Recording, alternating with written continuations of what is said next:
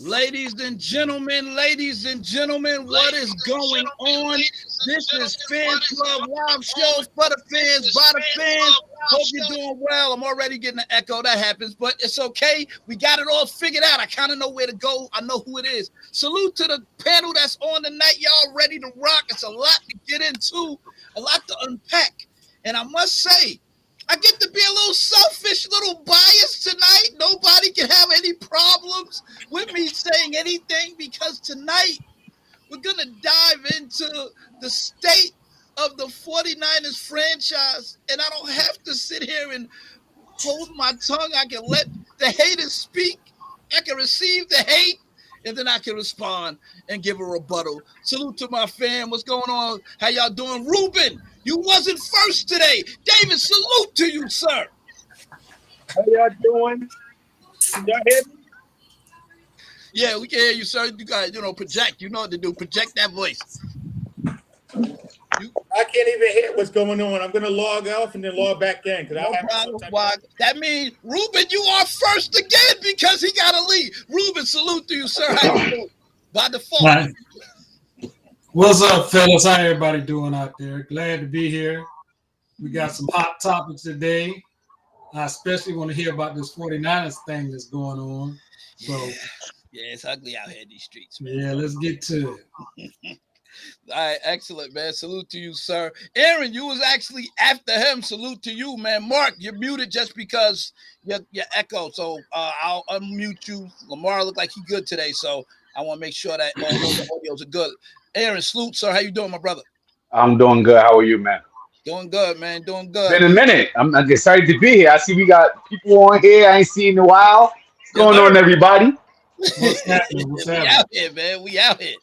It's good, man. It's good. Look, all y'all, look, it's going to be funny to hear from Eagles fans concerning us because, we don't like each other, but there's a mutual respect, but the love hates us. It's going to be interesting to hear what the Eagles got to say about my Niners. I already can expect the Cowboys to trump up some false fake news, but it's all good. What's going on, Steve? How you doing, sir? Steve, can you hear me? What's up, fellas? What's going on? Good, man. What's going on, sir? What's going on? Making sure you was good. I can hear you. Slight delay, not a delay, but I guess maybe you hearing me between you hearing me and saying it.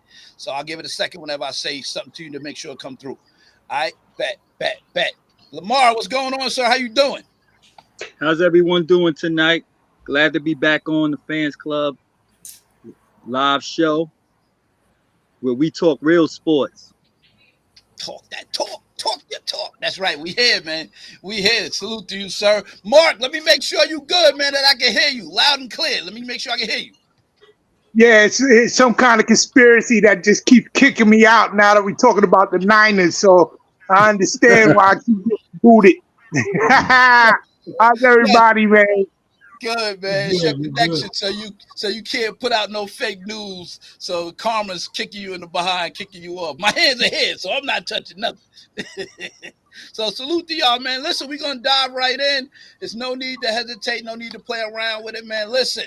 Fans Club live show before I usually wait to the end, but I'm not going to wait to the end. Let me put that out there now for those that may be watching us. And of course, my panel, y'all know what to do. Hit that share button so your audience can see that Fans Club live show is indeed live for the fans, by the fans. Follow us on Facebook, Instagram. It's live on Twitch, YouTube. It's live everywhere right now.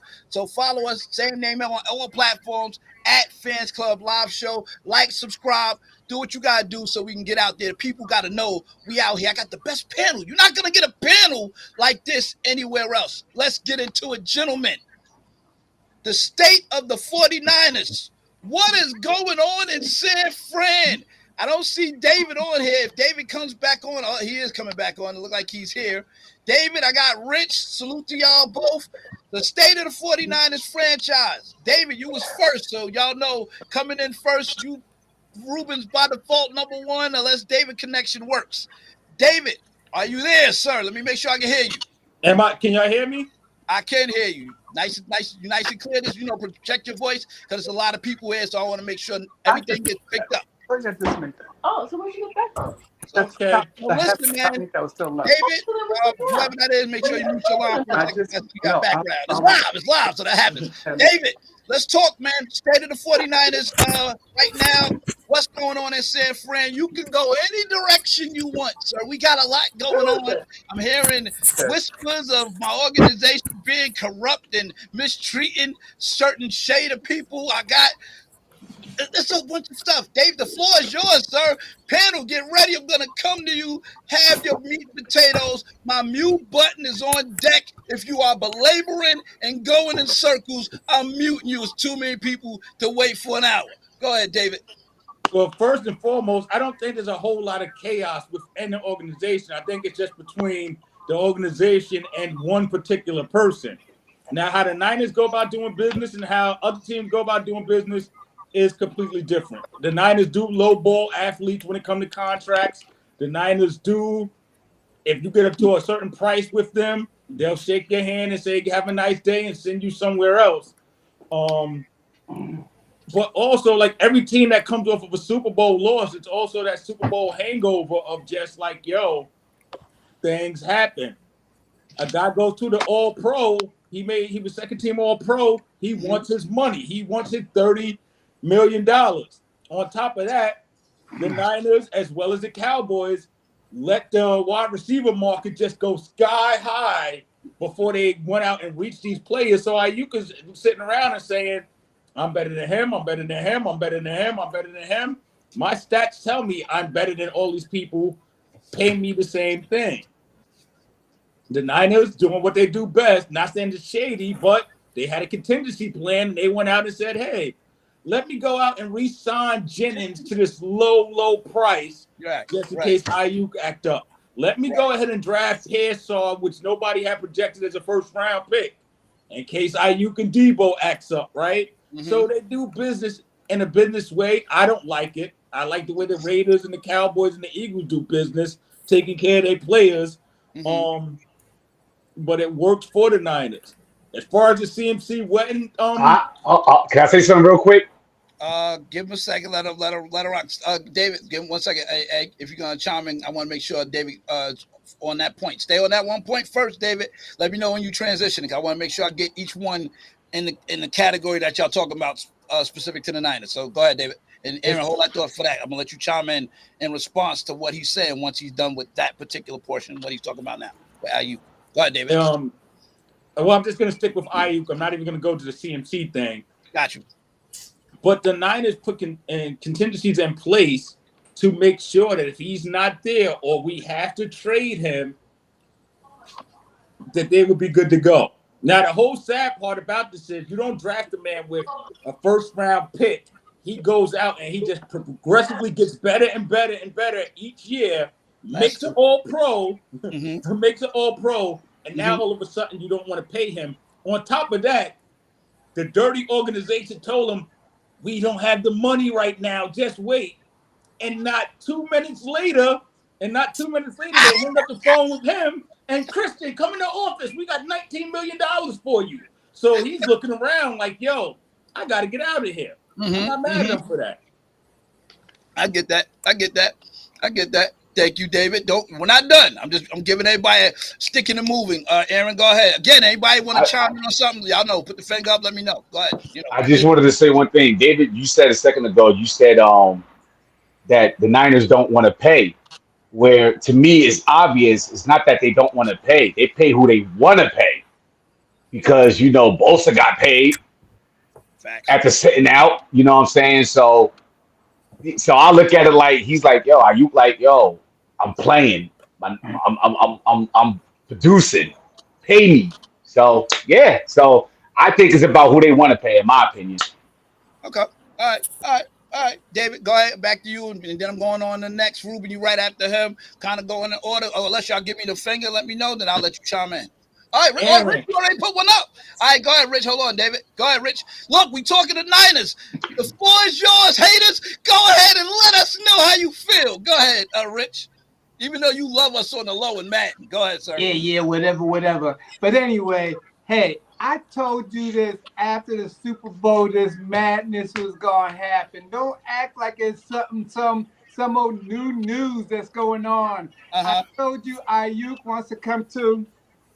That's where let him go, man. Let him go. He wants to come rock with us. Let him go. You're not getting Devontae Adams. We got probably about 19 million You know, left. whispers. I did see No, them we whispers. ain't giving up Devontae. Devontae's getting 25 million. Maybe next year you might get Devontae because it goes from 25 million to 44 million. So we're gonna let his ass go next year. But anyway, hey, we all know I've been saying this for years now. San Fran, the Giants, those are racist owners that don't want to pay the you know who, and they always want to pay the you know who. And if you don't believe me, you go ask Barkley and go ask every shade of some color on how they treat you there. So if you don't want to pay somebody, just let them go. The trade deadline is over. Yes. You could have went in the draft and got something for him, but you kept being greedy, thinking that he's gonna just come. He is not coming, and y'all gonna wind up releasing him by the second week of the season because he is not showing up. He's one of them guys that you know what? There's certain guys in the league that you could go ahead and play with, and then there's certain guys in the league you can't play with. Ayuk, I believe, is one of those guys that wants his money, and if you don't want to he keeps telling you let him go, so let him go. Let him go. I respect it. David, I'm going back to you before I go to Ruben. What else is there that's circulating? So we heard about Ayuk requesting a trade. How legitimate is this, or is this just another scare tactic? Because realistically, just so y'all know, he is really under contract. He wants to negotiate and get a new extension. We don't have to do that. He can come and be disgruntled, or he can get hit with not coming, to training camp and hold out. It's on him. But the truth of the matter is, my Niners do have the leverage. I get the negotiation on his side. I'm not mad at it. David, talk to me before I go to Ruben, and so y'all can all kind of chime in. Is this legit, or is it like he just kind of listen? He got to play hardball. I get it. What you think? He's looking around. He's thinking about his age. He's thinking about his peer group. And he's thinking about the opportunity to get generational wealth, right? Mm-hmm. It would be a little bit different if y'all didn't go out, extend McCaffrey, re-sign Jennings. Those are two factors that y'all could have gave him his money with. Let's be real on that. Mm-hmm. Y'all could have gave him the money on that. Still drafted Pearsall, still had a nice receiving core. But y'all just showed him in every way that, hey, you are replaceable. So if I'm replaceable, trade me. Y'all showing that man every day of the week that, you can be replaced. On the flip side of that, he better be careful what he wishes for because the Niners are a dirty organization. They will trade him to a team like the New York Giants, no disrespect, or the Arizona Cardinals. They will trade him somewhere. They're going to trade him to the Panthers. You're going to go to the Panthers. Where winning don't happen and get a first-round pick out of him. Yeah, because I think the Panthers got some capital. So they'll give us something. I like that point. Ruben, I'm going to go to you. David, hold on. I'm just going around, kind of get everybody take on it. Give me your original take. If you want to tag on what he said, it's on you, but the floor is yours. Ruben, I don't think you're a hater. You're Atlanta, so you might be mixing your emotions. You may not be as biased as Rich or David or Lamar and Aaron or Mark. I don't think Steve hates us either, so we might be good there. Go ahead, Atlanta. Look, this ain't a situation that the 49ers haven't seen before. Ain't no team haven't seen this situation before. So it's whoever can hold out and whoever got the leverage. So if the 49ers got the leverage, he's going to lose more money than he's going to make with making bonehead decisions. Business is business. If you signed that contract, play it out and move on. Pray that you don't get hurt and you get a bigger contract from another team next year. Make them pay for their mistakes and don't give them any capital to go to another team. Rich, I hear you down there. Your quarterback can't hit the side of a barn. So how you going to get Ayuk and think you're going to be better? No, stop it. So, that's just where it's at right now. I'm done with it. I respect it. Rich, look, Look, he started out the gate hot. I want to give him guru status, but I'll go with. He nailed it. It's business. It's not personal, Ayuk. It's business, my brother. It's business. It's nothing else. Let me go on. Let me keep it moving. Aaron, you was third. All right, the floor is yours. Ruben, I just want to go off what Rich said just now too. He said not Ruben. he said Ruben he or said Rich? I mean I'm sorry Ruben. Yeah, I'm sorry Ruben. He said that the organization might have the leverage, or he might have the leverage. I think when it comes to sports, any organization has the leverage because they the payers. You know what I mean? They paying the players. So I think he's good enough if they let him go to be on another team and get paid at least close to what he's looking for. He'll get that number. Yeah. And I don't think the Niners want to do it because if they wanted to do it, they did it before the season, even, like right at the end of the season. So let him go and let him go fly free. But we don't need him. We don't care where you go. Look, you may because AJ probably out the door after this year. So I mean, who you gonna replace? That's a whole nother topic. I'm gonna stay on topic, but go ahead, Rich. I see you. Mark, I get ready. Steve, get AJ ready. got the Tomorrow, I'm about bag, to go to bro. all y'all. Thank you, Aaron. Go ahead, Rich. Hey, Ruben, I'm gonna tell you, I love you. Always love you. Never met you, but I love you, Ruben. But if you ever talk about my quarterback again, if you ever, but anyway, so let me ask y'all this, man. So with the reports coming back from Adam Schefter, who's literally like he's the guru of making sure the news is broke first. According to him, the Niners are not entertaining nobody. Steve, Lamar, David, Mark. They're not entertaining no offers right now. How believable is that? I will go to Steve first. Go ahead, Steve, because I can't remember who came in before Lamar. Steve, I don't remember. But Steve, go ahead. What you think? How believable is that with them saying the Niners aren't entertaining no offers, or we blowing smoke and we are opening that phone line?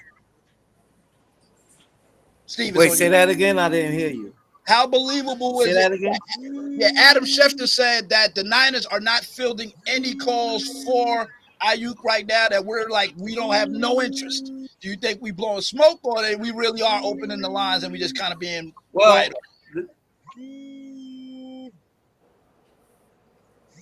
Well, I mean, I believe it because once again, like it was already stated, y'all been through that already with Debo.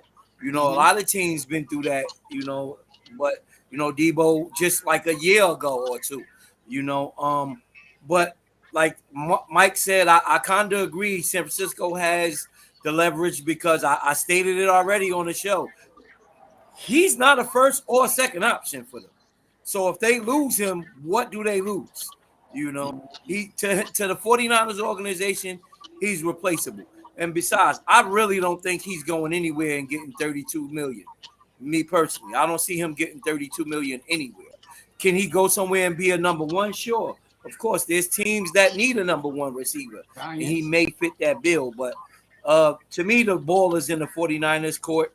They can keep him for this year because this year is really basically, even though it was really last year, this year is really basically the win this year, or you got to kind of divide the team up because you're going to start losing even more people. So they can kind of keep the band together for this year. They don't have to fill any offers, and they ultimately lose them for nothing. But at the same time, again, you lose him, you lose your third option, some people even say fourth option. What do you lose? Okay. Thank you for that. That's a good point. It's not that he's not nice. He's great. He's actually very good. Like you said, second team All Pro. It's just within that system, it's kind of plug and play. And if you get the right people, my quarterback, for example, not going to blow him up and make him bigger than what he is, but system-wise, he fits perfectly for that system. So it's a matter of who you can put in that system to execute it properly. So that might be the thing. But again, I believe we do want to keep him, just not at that 32, that 30 mil price, man. But there's teams that Pittsburgh and and what's the other team that's been calling a lot? Washington. So Pittsburgh and Washington as being reported are the top two that's been blowing up our line. Lamar, talk to me what you think about that, man. First of all, in regards to everything that has already been shared, you know, you guys are on point. Everything I wanted to say has already been mentioned. Steve just added another excellent point. You know, the machine that you are offensively, you know, even if Ayuk is gone, it's just going to continue to keep rolling. So you guys definitely have the leverage in this situation. Mm-hmm. So, you know, as far as not taking any trade offers, I just want to chime in and say this. Yes. You know, it's a nice PR move by your organization, but until somebody comes with that offer that's going to blow y'all out of the water, you know, that's what you say. But of course, all teams will take trade offers on their best players. Yes. If the offer is sweet enough, if someone is ready to sacrifice their soul for a receiver who only had really statistically one great year on a superstar receiver level, you know, if they want to offer you a draft pick and a player, a first round draft pick and a player, of course the 49ers is going to take the deal, but it only takes one dummy GM to make the deal happen. So until then, yeah, you guys are basically saying all the right things, making all the PR moves, but I just echo and agree with David and everyone that spoke so far. You know, all of the points that I wanted to bring out, because this is such a great panel of football gurus. They have already been made. So I just wanted to just add that last point, that it's a PR move and you guys definitely hold the cards, because if Ayuk goes, I don't see, of course, I'm not downplaying his skill level. He definitely is a dynamic receiver. His run after the catch is very, very good. But you take him out and plug in Jennings, I see it still going just like it has been going. Probably not on the same level, but it's still going to be a tough offense to stop. So that's all I want to say in regards to that. Look at the respect for Jennings. That makes sense when you play well in the Super Bowl. Because let's be real, he outplayed. He had a better game in the Super Bowl than Ayuk and Debo. Just so y'all know. Except for when Ayuk was wide open and y'all didn't throw him the ball, that would have won. Well, you can't throw it to him when you're getting cracked because your tackle and your guard missed. One of them missed their assignment. I ain't gonna say which one it was. Somebody missed their assignment and let Chris Jones come straight through. So I mean Jones come straight through. So yeah, good point. All right, man, I like that. It's, before I move on to the other part of the Niners organization in regards to the, you know, how we're being painted by even some of my fans, even some of our fans on different podcasts and chats and boards and stuff like that. News? I because it's been circulating about how it's kind of painting a picture of our. Oh, Mark, you're back. So, Mark, I got to. Is that real news or clickbait? But it's a discussion because now it's circulating. It's gaining traction where it's giving us a certain view to make us look like a certain type of franchise. But before I even go there, I got to give it to Mark in regards to Ayuk. We on the Ayuk part of the Niners now, Mark. So. Talk to us about that. Is there any legitimacy to this trade? We blowing smoke. What's your take? You kind of heard everybody kind of get their synopsis. What's your take on what's going on? We start with Ayuk first. We ain't go to the other parts of Niners. We're going to break down all of that as we go. Go ahead, Mark. Well, I don't like to come on Fans Club and just be talking my homework. And me doing my homework led me to doing a background check on you guys for the last 48 hours, just spectating on some of your content creator channels, some of the articles that's coming out on, you know, your Niner Minor Report. And right now your fan base is split because half of them believe that Ayuk could get the dirty deal, and everything that has to be a color doesn't sound with you automatically, where you don't have that same problem with someone who's not. This is not out of my mouth. This is coming from your fan base mouth. As for the per source, Brandon Ayuk went in found out the same day that he went in to ask for a trade that your rookie wide receiver Pishow was hurt. So Yes. I guess even him and his agent said, why are we even entertaining this when you definitely need us now more than ever, which is a fact. So basically, he's playing hardball. Y'all are playing hardball. I heard he wants in the range of between 27 and 30. He's not really going for the full 30 because he understands, just like the wide receiver market and everything. That's your connection, Mark. I know where you left off at the wide receiver market. So when you get back on, I'll let you finish that. Give him the 27. Say that again. I said, give him the 27. Look, Y'all being cheap. I don't even go up to 28. I just can't do the 30. Mark, go ahead. You said the wide receiver market. I'm quick with it. I'm quick with the reload now, so I can finish my point. The market is set. So I think what he's looking for is to see what CeeDee Lamb signs for, because you can't get more than CeeDee Lamb. Y'all not going to overpay for him. No. But in the same aspect of him waiting on CeeDee Lamb, it's putting a strain on you guys in the locker room, because half the locker room is saying, you know what, we've seen this same story go before, and that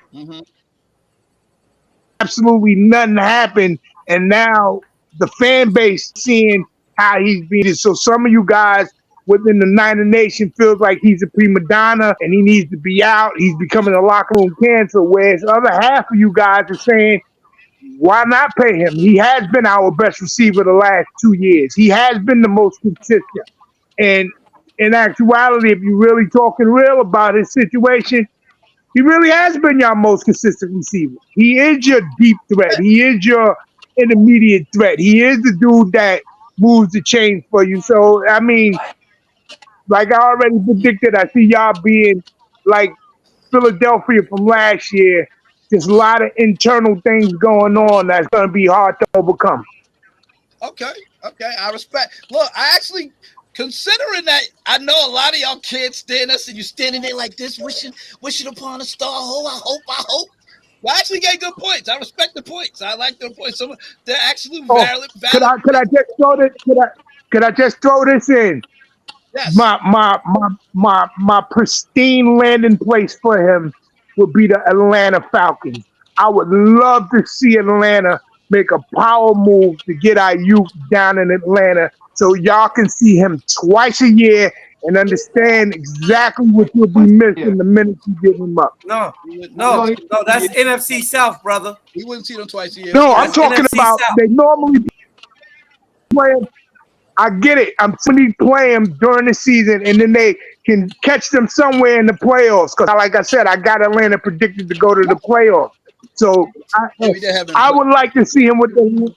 I would like to see him with the Atlanta Falcons. I think it would be a nice fit. I think Cousins will have the receiver he needs with the confidence in. But that's just my personal opinion. I think the Raider and Niners swap is garbage, but coming from your reputable sources, it does have legs. He does want to get traded. So it's not a rumor.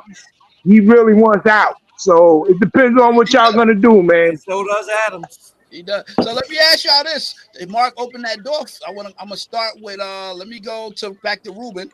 Ruben, if there was a team for him to go to, who would you like to see him traded to? He mentioned your Atlanta Falcons. Is that something that you think y'all should go after, or you got bigger needs than a wide receiver? Because y'all going to have to give up a lot. So what you think? Yeah, we don't need it. No, stop saying this a lot, bro. Y'all been lowballing with the third round pick. Let me get Ruben. Hold up. Go ahead, Ruben. I like to see him go to the north, Denver. Anybody in particular? Denver. Oh, you said Denver. I thought you said, Denver. Denver. Oh, they need a wide receiver to light up the Raiders twice a year. I'm totally fine with that. Denver need a wide receiver. Yeah, I'm fine with that. I actually, hey, Terrence, you're watching. What do you think about Ayuk or your Denver Broncos, man? Make the call, buddy. Give us a call. Let's talk. me go to David. David, I'm back. I meant to go to you first, but I'm so used to Ruben being first. Go ahead, David. Who you think would be a good spot for him to go to if the trade does indeed happen? I'm going to tell you this. Same question. So give me who and why. Like, give me the why behind your reasoning. I'm going to tell you this, and I said it in the chat line earlier. Him getting traded to the New York Giants makes a ton of sense. Him with Neighbors, who they just drafted, regardless of the quarterback situation this year or next year, it gives a quarterback of the future or Daniel Jones building blocks for potential good offense. There will be no excuses for Daniel Jones if he didn't pan out. Whoever they got next year via draft or free agency would go in there with two potentially decent wide receivers. We know what Ayuk can do. We're going to learn what Neighbors can do this year. If Neighbors pans out, that's a nice receiving tandem, and they're both young. They're both under 25 years old. That's a home run. That's a win-win. And the Giants actually have a first-round pick because they didn't give up the picks for Burns. Steve, so a first-round pick for a wide receiver that's a first-round talent makes a ton of sense. Look, thank you, David. Giants, give me a call. Look, Giants ain't gonna take him, man. I'm gonna go to the Giants now. Since y'all throw the Giants out, I gotta pass it to the Giant fan. He's not coming. He's not coming to New York. He's not coming to New York. Now you're asking me where would I like to see him? Yeah, go? Where would you like to see him go? So you shot down the New York trade period. Where you think he should go? Where I like to see him go is I would actually like him to stay in San Francisco. You know, finish what you started. You know. If not San Francisco, I know this is far-fetched. It's not going to happen. But if not San Francisco, go to them Chiefs. You know what I'm saying? I know it's far-fetched, but I think it'll be dope. You know? They building a dynasty over there, man. Why not go win the ring to the team you just lost to? You know? That hurt my Kevin heart. Durant move. Kevin Durant move. Heart right there. Kevin Durant move. Exactly. I don't like that one at all. Can't beat him, join him. Can I say another But team? initially I said stay in San Francisco. Yes. You know, but if he on the move, go to KC. KC. All right. So we got Ruben said. I got one more team. Oh, go ahead. Go ahead. Buffalo Bills. That's a good one. That's a good one. I think somebody mentioned that. Rich, did you mention that 2 weeks ago when me and you was on? I think that might have been the spot that you had potentially. Yeah, y'all wasn't on that show. Me, Rich, and forgot who the other person was. Didn't they just lose two receivers too? Yeah. Mark. David. Yep. All right, so let me make sure I recap. I want to make sure it's locked. Because listen, if y'all nail it and the trade does happen and y'all pick the team, hey, listen, that Google status, hold me to it. I will give it to you. I want him to stay. Let me be clear. I don't want him to go.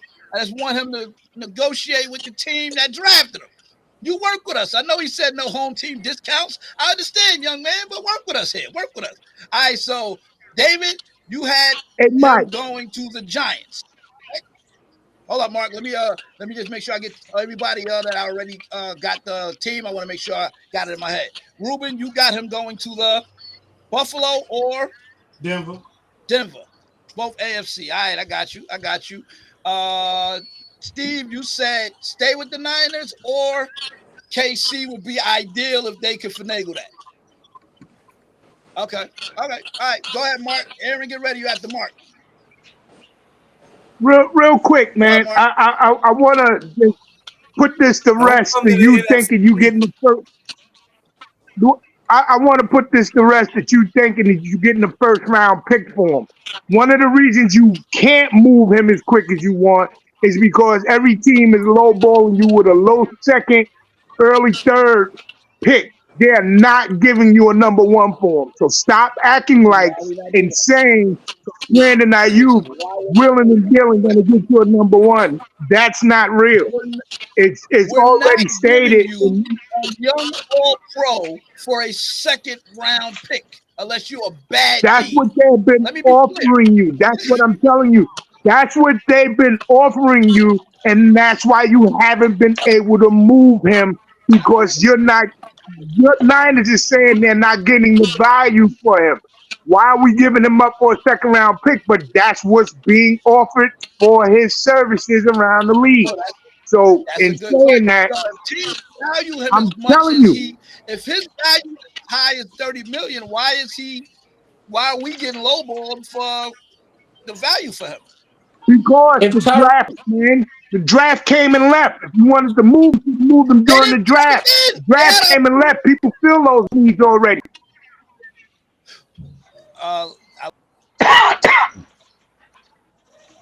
No, that's a fact. That's not lying. If you wanted to trade him number one pick value for him, should have traded him during the draft. You'd have got definitely a number one. But now that everybody done fill their holes, you know, I wouldn't want Ayuk if I got Roman Dunze down there, young guy. You know what I'm saying? You could have did all that pre-draft, but since y'all waited, now his value is a second round pick. so Mark, with that being said, because Mike is frozen, even for a second round pick, what team would you think that Ayuk would go to? Like Steve and Steve about Atlanta. Well, I like to see him in not Atlanta with playing the Niners twice. With I would like to see him in Atlanta, and my second pick would be Tampa Bay Buccaneers, only because they lost, Mike Evans. So Mike Evans is gone. They would definitely need someone who at least moves the chains for them with Baker Mayfield. So my two landing spots would be either Tampa Bay or Atlanta. That But Tampa I Bay don't. spot would be that Tampa Bay spot would be great for him. Lamar, break it Yes, down. sir. Where would you want Ayuk if you was the Niners? I mean, if you were his agent, where would you want him traded off to? The place where he can get the most money. If I was his agent, I just got to throw in this curveball because we picking teams, but understand this: wherever he goes, he's gonna want a new contract. Facts. He's gonna want a contract comparable to the top receivers in the league. And when you look at the team's salary cap status, after all their moves, and some of them are still signing rookies, but most of the deals have already been done. The New England Patriots, the Detroit Lions, the Washington Commanders, the Las Vegas Raiders, and the Arizona Cardinals are the top 5 teams that have salary cap space. So the numbers is going to tell you it's going to be in one of those areas where he can get paid. So those are the destinations. The place where I would like Brandon Ayuk to go, far away from any team that got to play the Philadelphia Eagles. I mean, that's just the bottom line. I don't want teams that I got to play getting better. So no, I don't want to see him in Washington. I don't want to see him. I said the same thing, Al. We don't want him in making any team better that we have to play. So send him to New England. They got the most cap space. They can pay for him outright. They will still have some money left over. Another thing I wanted to add is we know that there's still some receivers that got to get paid. I heard Mark mention he was waiting on CeeDee Lamb's deal, but I don't think that's the deal he need to be waiting on because he's not in CeeDee Lamb category. Yeah. I think the market has already been set for Brandon Ayuk. So he needs to be looking for a deal somewhere around, I can see him maxing out around 28, 29 maybe, could be pushing it, but asking for 30, that's the top dogs. That's AJ Brown, that's CeeDee Lamb, Chase, Jefferson, Amon-Ra St. Brown. So the question we have to ask ourselves on tonight is Brandon Ayuk in that same category with the receivers I just named? I personally say no. So, not yet. I don't think he's going to get that type of money if he's looking for 30, unless some crazy, dumb, desperate GM, like the New England Patriots. I don't mean to take a shot at their GM, but they're a team that's in need of wide receiver help, and they got the cap space. So I think they would be the perfect fit to land a guy like Brandon Ayuk. They're too stingy. I like that, David. I'm about to That come was to you good because I stuff. see you here, Aaron. Get ready after David. I do want to read some comments that came in. I got you, Rich. One of the big comments that I do like, and I don't normally like this guy, but I like this one. We will trade y'all Cortland Sutton. I like Cortland Sutton. I'm not mad at that. You're gonna have to add a draft pick in there probably too to balance it out, but I'm good with that. I'm not mad at that at all. Not mad at that at all. Terrence, give me a call. We might be able to work that out. You David, can't work it out because Denver can't sign a contract. oh no, I heard. I know they ain't got no money. They ain't got no money. They got $6 million in cap space. I'm about to say, Ayuk ain't getting paid from them. I know. So Terrence, see your way out this conversation. You ain't got no money, man. You got my hopes up for nothing, man. David, floor is yours. Aaron, you have to have, and Rich, you have to David. You have to. We gotta fix. Like Lamar is saying, we have to figure out. We have to figure out the value of Ayuk. Is he that Nico Collins, Waddle, Smith, $25 million type wide receiver, or is he that upper echelon wide receiver? If I'm his agent, I'm saying he's the upper echelon wide receiver. He helped get them to a Super Bowl. He was second team All Pro. We can name all these guys that we like and all these guys that we think put up better numbers, but he was named second team All Pro for a reason. Yes. There's only 4 wide receivers that get named All Pro, and he was one of them. You can't say that he's not worth $30 million if he's an All Pro and Chase wasn't. That's a good question. St. Brown was an All Pro. St. Brown got his $30 million. CeeDee Lamb is an All Pro. He's gonna get his money, and obviously Tyreek Hill being the other one is already paid. So he's looking around and he's saying he's not Waddle, he's not Devontae Smith, he's not Nico Collins. He doesn't want that $25 million. So his market, and he's gonna stay firm on his market. I would stay firm on my market. I get it. Here's the thing. I don't think, and I gotta pose this to Mike, the panel before. but Mike, go ahead, Steve. I got Mike, you. real quick. Rick, I hear what you're saying, David, and it sounds good. But what you got to realize, it's a difference when you getting that from a different position. Them guys you talking about, they are the number one option, so they seeing more coverage than him. You know what I'm saying? If you got one guy covering you, and barely sometimes two, it's easier to get your numbers and to make those stats when you got the double coverage like them guys get. You know, Lamar threw out the names that he threw out because those are number one receivers. Ayuk isn't a number one receiver. That's what I was trying to, at least not on San Francisco, he not. I'm not saying he can't go somewhere else and be that, you know, but on San Francisco, he's not a number one receiver. It's a big difference to get them numbers when you're not the main guy, because teams are not going into games saying, okay, we got a key on Brandon Ayuk. Not downplaying him. He's dope. Woo, We're not good downplaying point. him. And that answers Terrence too when he said, oh, Ayuk not good. Yes, he's good. But he's not number one. We saying we would like to see him in the number one position producing those numbers. It's a different ball game when you are the number one. The offense you are the number one person. We gotta stop. Mike, Hey, can I Steve, ask you a can I ask you question? a question? Mike, can I ask you a question? Steve? I think Mike is frozen Mike's again. the moderator. Go ahead, Mike. Mike is Hey, frozen Steve, again, so Lamar. Mike, Steve, Lamar, let let Mark ask me a question before he get knocked off, and then you, Lamar. Okay, go ahead. Go I'm ahead, Mark. sorry. My bad, guys. What I want to just interject with that, Steve, what you're saying. But if we're looking at the confines of the offense and his on that offense last year, he was basically their number one receiver. I mean, number two, to me, yeah, he's number two.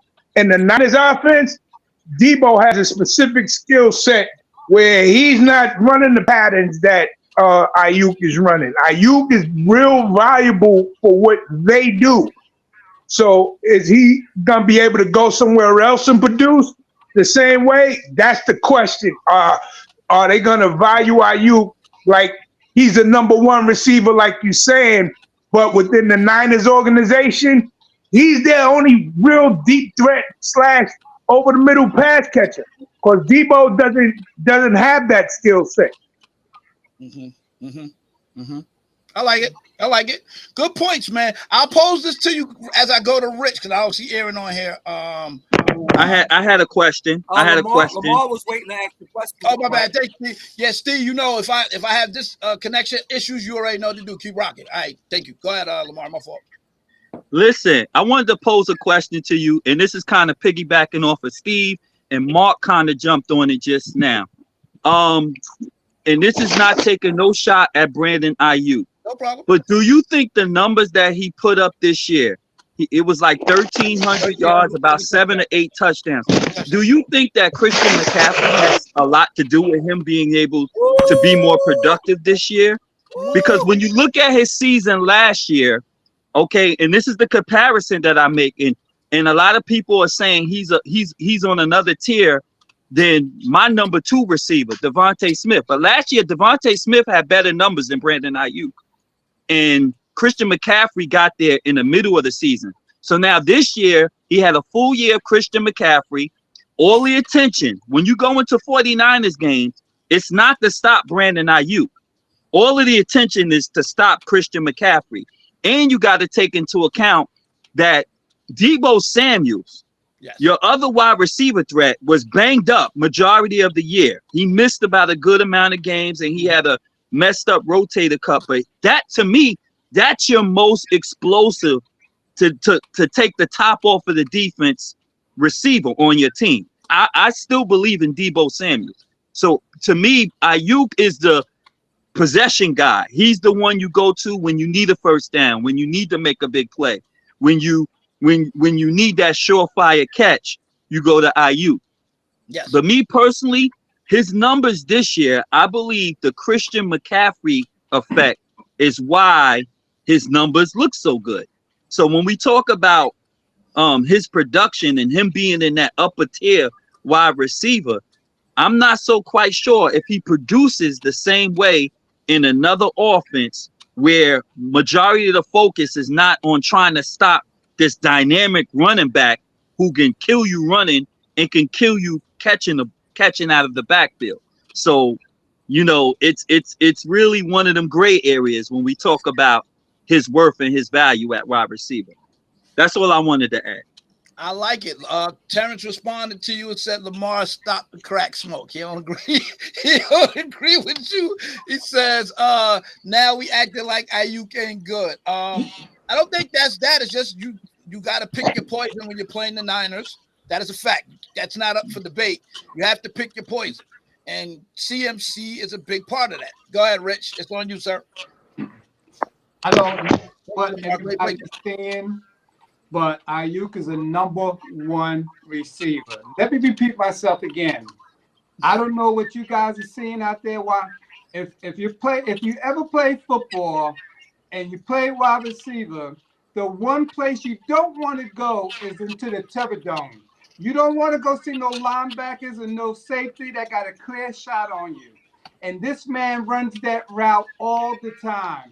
It's easy to run that little fly route and whatever, but when you're running slants and when you're running in the in route, you're running into the danger zone. And this guy does this all the time. So if San Fran, you know that any one of your wide receivers, Debo, even Christian McCaffrey, ain't running into the danger zone. So when wide receivers run into the danger zone, they want that money is because they know that any given time that they could be out for the rest of their life and never play football again. You just need one safety or one linebacker to catch you out there and you're done. So and then taking it back to the 2 teams that, you know, Ayuk will look good at, look good for, would be the Lions and the Packers. Now, the team, just like Lamar said, that has the money that he would also love to go to, I believe, is Washington or the Raiders. The Raiders is because of the head coach that coached him in college, that knows him personally. And as far as Washington, you have a quarterback. Get Donald's tip on that, David. So he would love to play, and I think that, you know, it's being held up because maybe the teams that's that's out there wanting him, he's saying no, I don't want to go there. So, it's just like I said back in February, and I'm going to say it again. Yes. 49ers are only getting a 4th or 5th round pick for IU.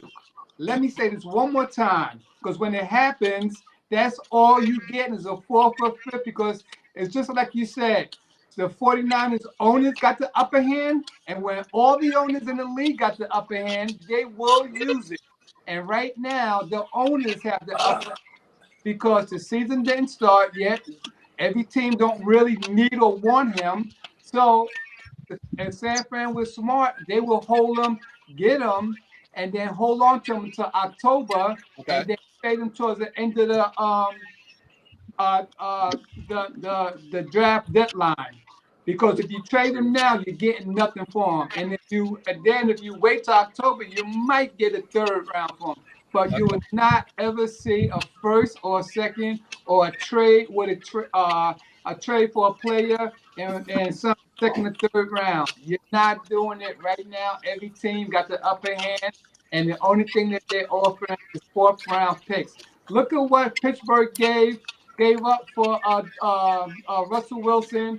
And we not Denver. We don't operate like Denver. That's a totally different. They got 2 good quarterbacks for peanuts, and this was before the draft. So you could just imagine if Pittsburgh wants him, they're not giving you nothing. Pittsburgh is gonna probably give you a 5th round pick and don't even pay IU, so he ain't gonna want to go there. So the only 2 teams that I see. And even if you went to Washington or the Raiders, you're not getting $32 million. But he is a number 1 receiver. It's just that this time of the year, every team they don't have the $32 million to give you, and they're not going to mess up their future and giving you top money and giving up some draft picks. They're not doing it. So let me see this. Let me ask the Raiders before I move on to the next part of the Niner conversation. I think we're off IU. I think y'all gave. I can't even. I gave you a very good evaluation. But let me ask you, is there any validity to this Adams conversation? Because y'all can call me right now. Let's talk. No. Older receiver for a younger receiver. Adams going out. 10 years in. Give me a call. What's up? What Adams brings to us is way more value than what IU brings to y'all. It's not even close. Yeah. What David is saying. No, what David is saying, and I just want to get this off my. You always drop, bro. It's your connection. Go ahead, David. Finish your thought. That meant the floor was yours. Go ahead. I'm just gonna say, I wouldn't want IU with the Raiders, even if we had a way to keep Devontae Adams, because I don't want 3 receivers who do the exact same thing. That would be Who's the third? Myers. Hell, get out of here. Jacoby Myers is nice. Yeah, He's no IU though. No. Just let me go. Don't tell him. Don't do I wouldn't want that trade to happen in Vegas, and I like the fact that we got almost $32.9 million of cap space left. Pierce, to go ahead, Ayuk, bring it back together. and fix some of the things that we need to fix. Don't like it? But I'm just going to comment on what Lamar said real quick, and I'm just going to get off. Yes. Everybody keep going to this running game and the fact that his numbers wasn't all worldly. He had 75 catches for 1,300 yards, right? If he doesn't play with McCaffrey and those guys, he probably has 144 catches for 1,900 yards. Depending on let's not knock this man because he plays in a system where he plays with 5 other all pros. Like, come on.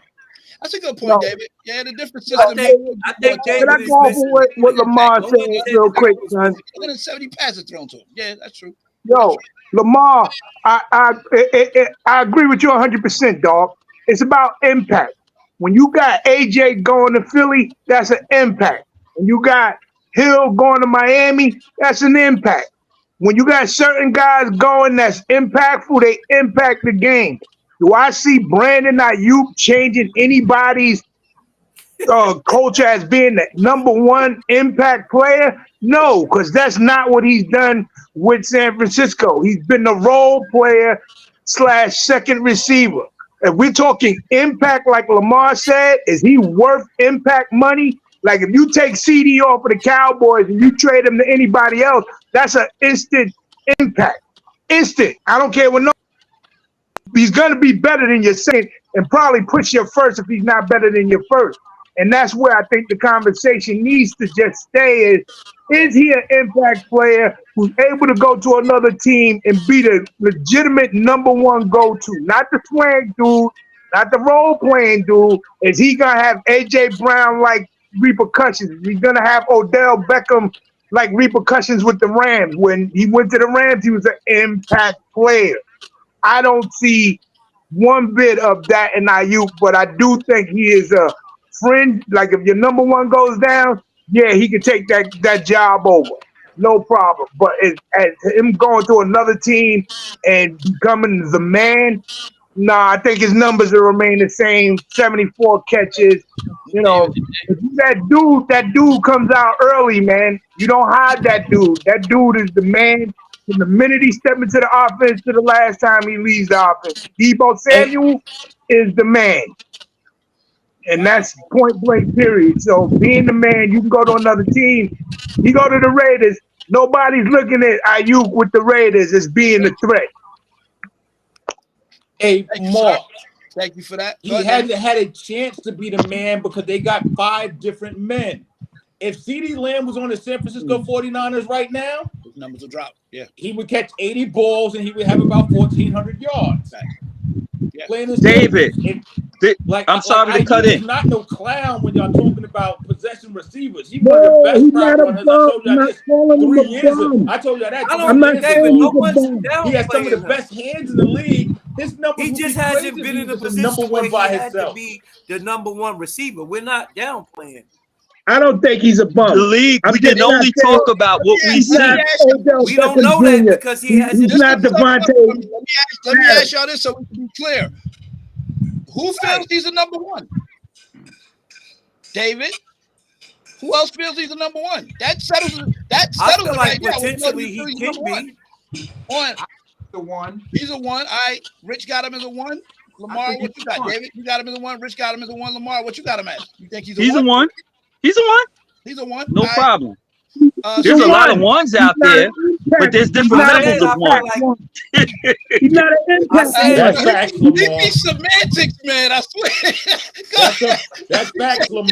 You're right. It is different levels of There's one. different levels of ones. We got to understand it. Tyreek Hill is a one. Tyreek Hill is a one. Went over there in Carolina, so I get it. Adams is a one. Yes. Hold up, Rich. Terry McLaurin is a one. I want to get Steve's opinion. Is he a one to you, Steve? I feel like he could be a one. We just haven't seen him in that one role yet. We're not downplaying him. You just got to put in the role. But like he said, there are different levels to being the number one. No offense, Mark, but I feel like Dallas made CeeDee Lamb a number one. I don't feel like he's a legit number one. Wow. Okay. I feel like it's levels to it. Thank you. Thank you for that. Yo, man, y'all on it tonight, man. I respect y'all. I like y'all banter, but I like that y'all backing it up with some thought. Go ahead, Rich and then Mark. I'll go to you, and then we're gonna close Ayuk segment over, and then let y'all get the floor for anything else Niner related that you want to get off your chest. Go ahead, Rich. Hey, Mike, it's just like I said, and David brought it up again today, that if your boy Purdy throws it a touchdown to a wide open Ayuk who made his boy drop because of the movie they made on him, he's wide open in the end zone, he gets that money. He gets that money with no problem, or either gets to trade faster. But it's not his fault that Purdy didn't see him or didn't throw him the ball. It's not his fault. So the only thing that he could do is say, hey, if Purdy throws it to me, we win the Super Bowl. We win the Super Bowl. It's simple as that. I'm wide open. He doesn't. He gets scared and panics, and then he throws it in the dirt to his right side. But he was right there in the slot on his left. That if he just takes it back and just loops it up because the guy dropped at the 5-yard line and he's wide open in the end zone. So this is something that he's been doing the whole time. He's been shaking these corners and moving away, and then he's getting thrown to tight windows, and he's catching the ball. So for everybody that keeps saying that this guy's not a number one, or there's levels to a number one, this guy's the number one, because even if you go out there and play street ball, it's just like if you run the slant and see Mark right there. You think Mark gonna look at you and say, "What's your name?" That boy gonna knock you the hell out. So this is what Ayuk sees all the time. He sees the best linebackers and the best safeties in the world, and he goes up with no fear. That's true. I respect it. I respect it. Look, Rich. there was a response to you from Lamar. He said, Mr. Lang, I never said Brandon was not good, sir. I said he is not worth the top of the league receiver money. Lamar, you can read Just to your let you comment. know. I guess he had to respond because Terrence was saying a whole lot when we were talking. So listen, man, I Hey, think Mike, one more thing. There's a rule in NFL, at your workplace and everywhere else. You do not count another man's money. So nobody should put a price tag on that man, because that man put a price tag on himself and his agent put a price tag on him. So, but they it's up do to that you based guys on You got and also watch the price.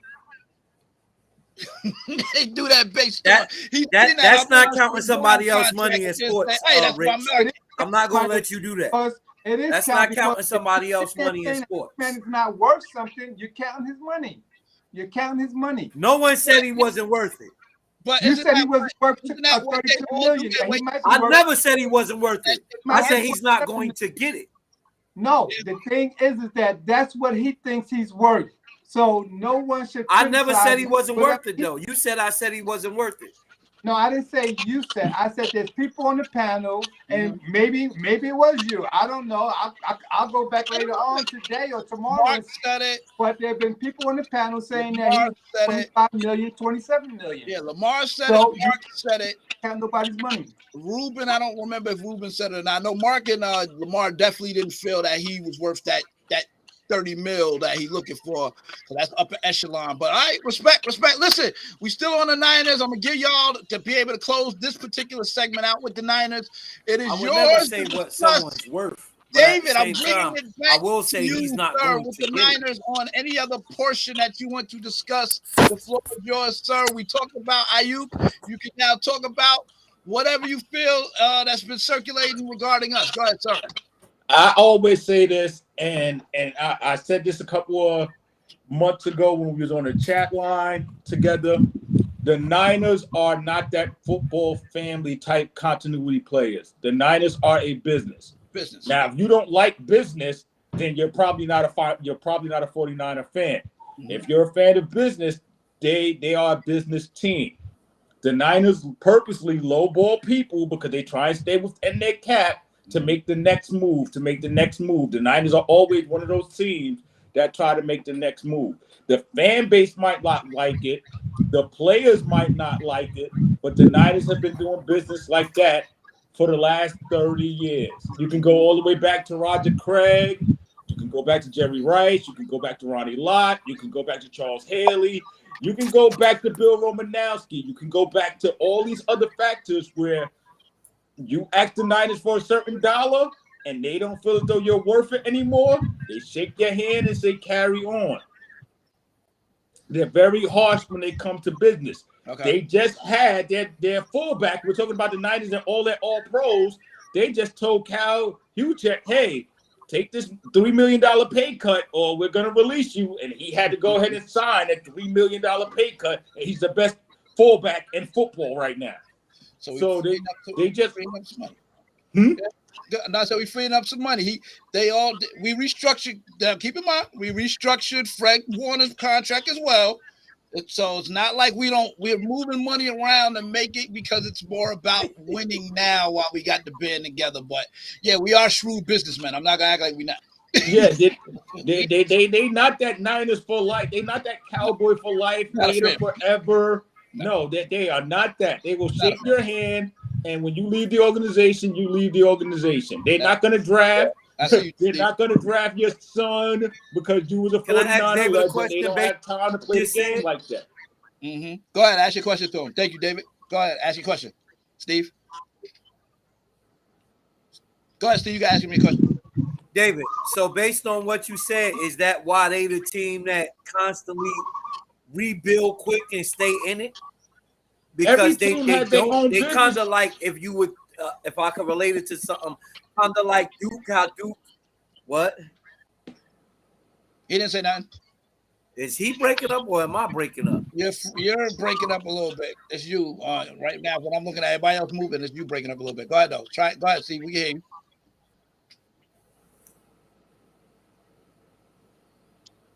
Steve, go ahead. You good?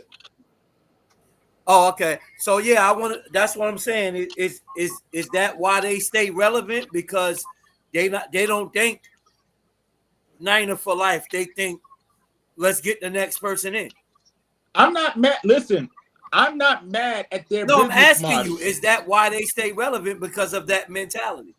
Give me a second. I was going to get to that. I'm not mad at their business model. It works. They obviously just went to 3 Super Bowls in the last 7 years. They stay playoff relevant. It works for them.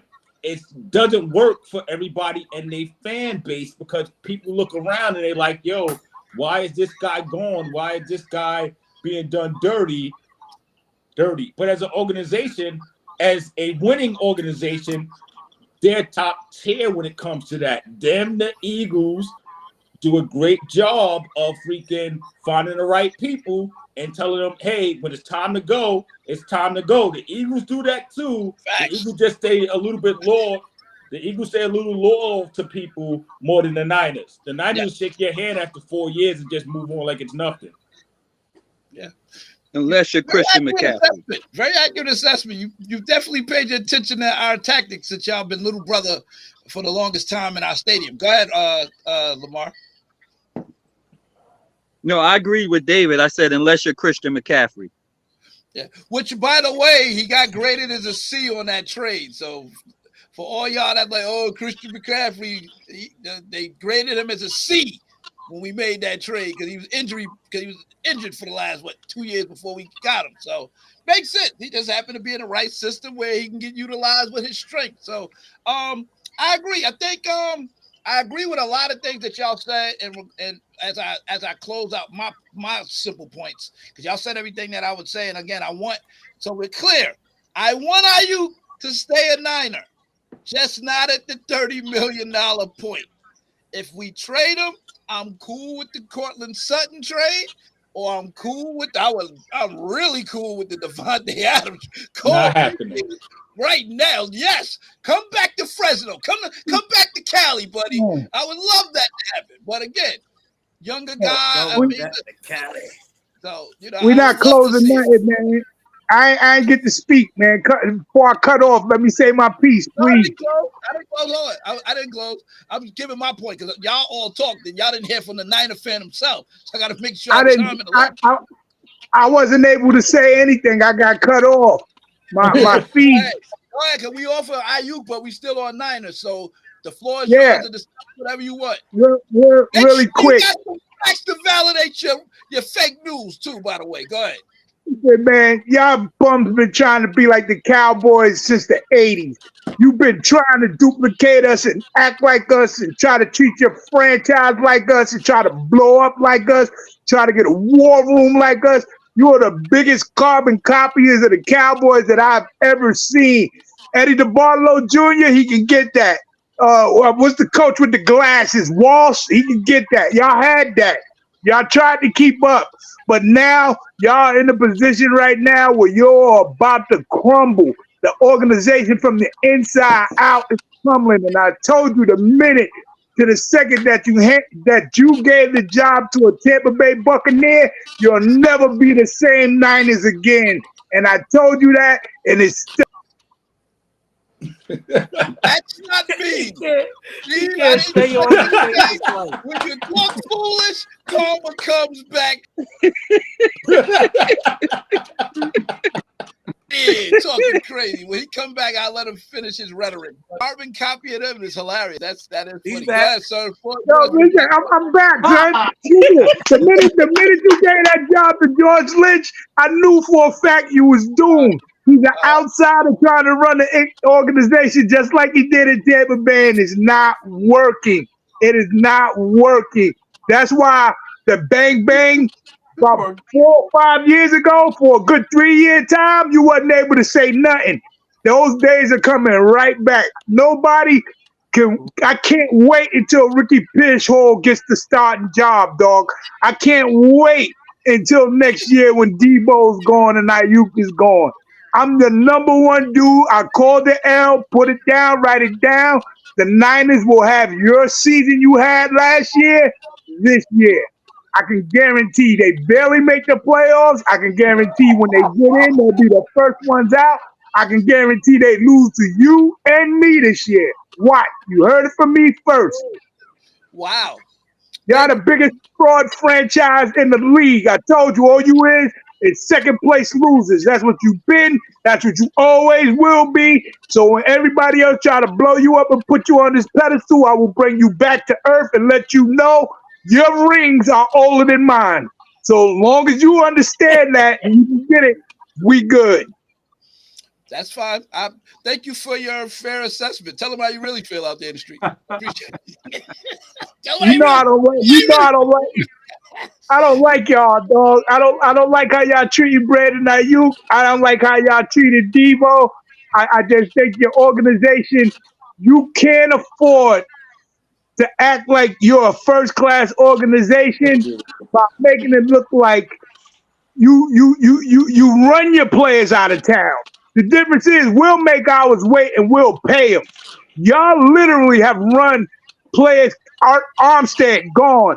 What's the other kid? The other D tackle just left this year. Everybody goes. They leave. And when they leave the Niners, they go for greener pastures and they get more money. That's a fact.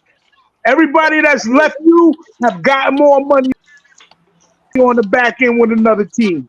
Yeah, we can't keep everybody. It's no way to keep everybody. These deals are very, as Lamar explored and explained to us how their salary cap work, how they always getting these guys. The deals are on the back end, and when they get to the years that the deals are where they're about to get their big impact money, we can't take them. It's part of the business. As David said, we shrewd businessmen. It's business. It's never personal. But to say that about the Cowboys being so faithful, but forgetting what y'all did to Des Bryant is interesting to me. I'll leave it at that. Very interesting how y'all did that to Dez, but y'all don't do that to nobody. So it's very interesting. So I don't know. What's going on, Aaron? Salute. We back, sir. We offer Ayuk, but we here at the Niners as we, want to make sure everybody they chance to get it off their chest in terms of the state of the franchise. Anything else regarding the Niners, Aaron, that you need to touch on that comes to mind with everything going on us right now? Why would I care about the Niners? That's a good point. That's a good point. Especially at the shellacking, we got our revenge. Luckily, I didn't have anything about the Niners because you sure didn't have me. Oh, I didn't even know. I didn't even notice you. Well, since he don't care about us, let me go to you. I want to make sure I give everybody there. So I don't want nobody to sit and say, "Oh, you ain't give me a chance to spew my hate." Oh, but I do want to say this because I never got a chance to say it. I never got a chance to say it. So give me 1 second. Now you gotta wait. Go ahead, Steve. Forget it then. I don't have hate. Oh no, whatever. I don't have hate. Go ahead. Oh, okay. Go ahead. Hey, back to you. No, I just wanted to say about the Ayuk real quick. Said, luckily, I don't have anything to say. You can go. Oh, that's why I gave back to A. Just now. Go ahead, A. Can y'all hear me? Yeah, I can hear you. Yeah, I just wanted to get back to say my two teams real quick that I wanted to see Ayuk on. Trade, yeah. I wanted to see him play with Aaron Rodgers, and I wanted to see him on the Jaguars. That's it. Yeah, continue. Okay, all right. Anybody else? I don't want him on the Jaguars. I like it on the Jaguars. Actually. Y'all don't want him on the Jaguars. Listen, man, if we're gonna trade, Carolina look like a nice destination, man. Send him to the death. Send him somewhere where it's gonna take a minute. The NFL don't want him on the Jaguars. You know, I don't like the Commanders just because the Commanders don't have nothing that I want. You know, if it ain't Terry McLaughlin, they're not gonna get rid of him. I don't see where we can send him. But all right, listen. Anybody else Niner related? Because I'm giving y'all fair time to speak. Y'all gave Ayuk, you gave the breakdown of the organization. Is there anything else Niner related you need to touch on before I switch topics? Speak now or forever hold your peace. Go ahead, Rich. Nobody say nothing. I will. What Well, I we've been love on the so Niners much about, for an hour and some change. I know, that's why I'm wrapping them up. Go ahead. You can hear me? What they asked for. Go ahead, Rich. what I love about this whole thing with the San Francisco 49ers is not the organization, is not the players, it's their fan base. You get to shut up this year. You don't get to run around and do your yelling and screaming about gang, bang, bang, and all that other nonsense. So what I've been saying since back in February is that this window is shut. And it's gonna be, the whole house is gonna be completely shut next year when Purdy gets his money and when your linebackers are gone and your corners are gone and everybody else is gone. So little by little, this whole franchise is going to be wrapped up and all the fan base got to take up their little 49er stuff, their pajamas and their jackets and their hats and their COVID-19 mask and everything else. So it's going to be fun just watching the fan base be nice and quiet on Facebook. No more pictures, no more nothing. See, I don't care what type of season we have, good or bad. I'm going to rep my boys. I don't rep them just because we winning. I rep them because those are my boys. San Fran's fan base reps when they win it and they're so but the Cowboys and the Giants are like that too. But anyway, fan base just goes overboard with it, and it's gonna be fun seeing everything nice and calm. Really is and the I'm not gonna see that little bobblehead guy coming on the show all the time, shaking his head for no reason. Thank you, sir. Listen, man, we gave the Niners an hour and 22 minutes. David, I don't want to hear nobody on the chat talk about our duck. Mike, can I say something real quick? Your time. You got your time. Steve, Mike, go ahead. Close it out so I can move to the next one. Go ahead. Quick answer to Rich. The reason why y'all always like that, whether y'all win or lose, because y'all used to losing. We beat y'all. Y'all always lose. You have no time to first head coaching job was beating the Giants. That's on a resume for the rest of your life. That's not much of an accomplishment last year, man. Y'all beat us once, we beat y'all once. What do you want? Matter of fact, what are we doing here? Matter of fact, that game we had this thing called Respect the L, and I didn't see you since that game. So can I get the Respect the L? I think you see the Giant fan in a minute. It's been a minute. They had a lot to deal with last year. So, all right, man, listen, we're off NFL, guys. That was it. Because last week we went through every team.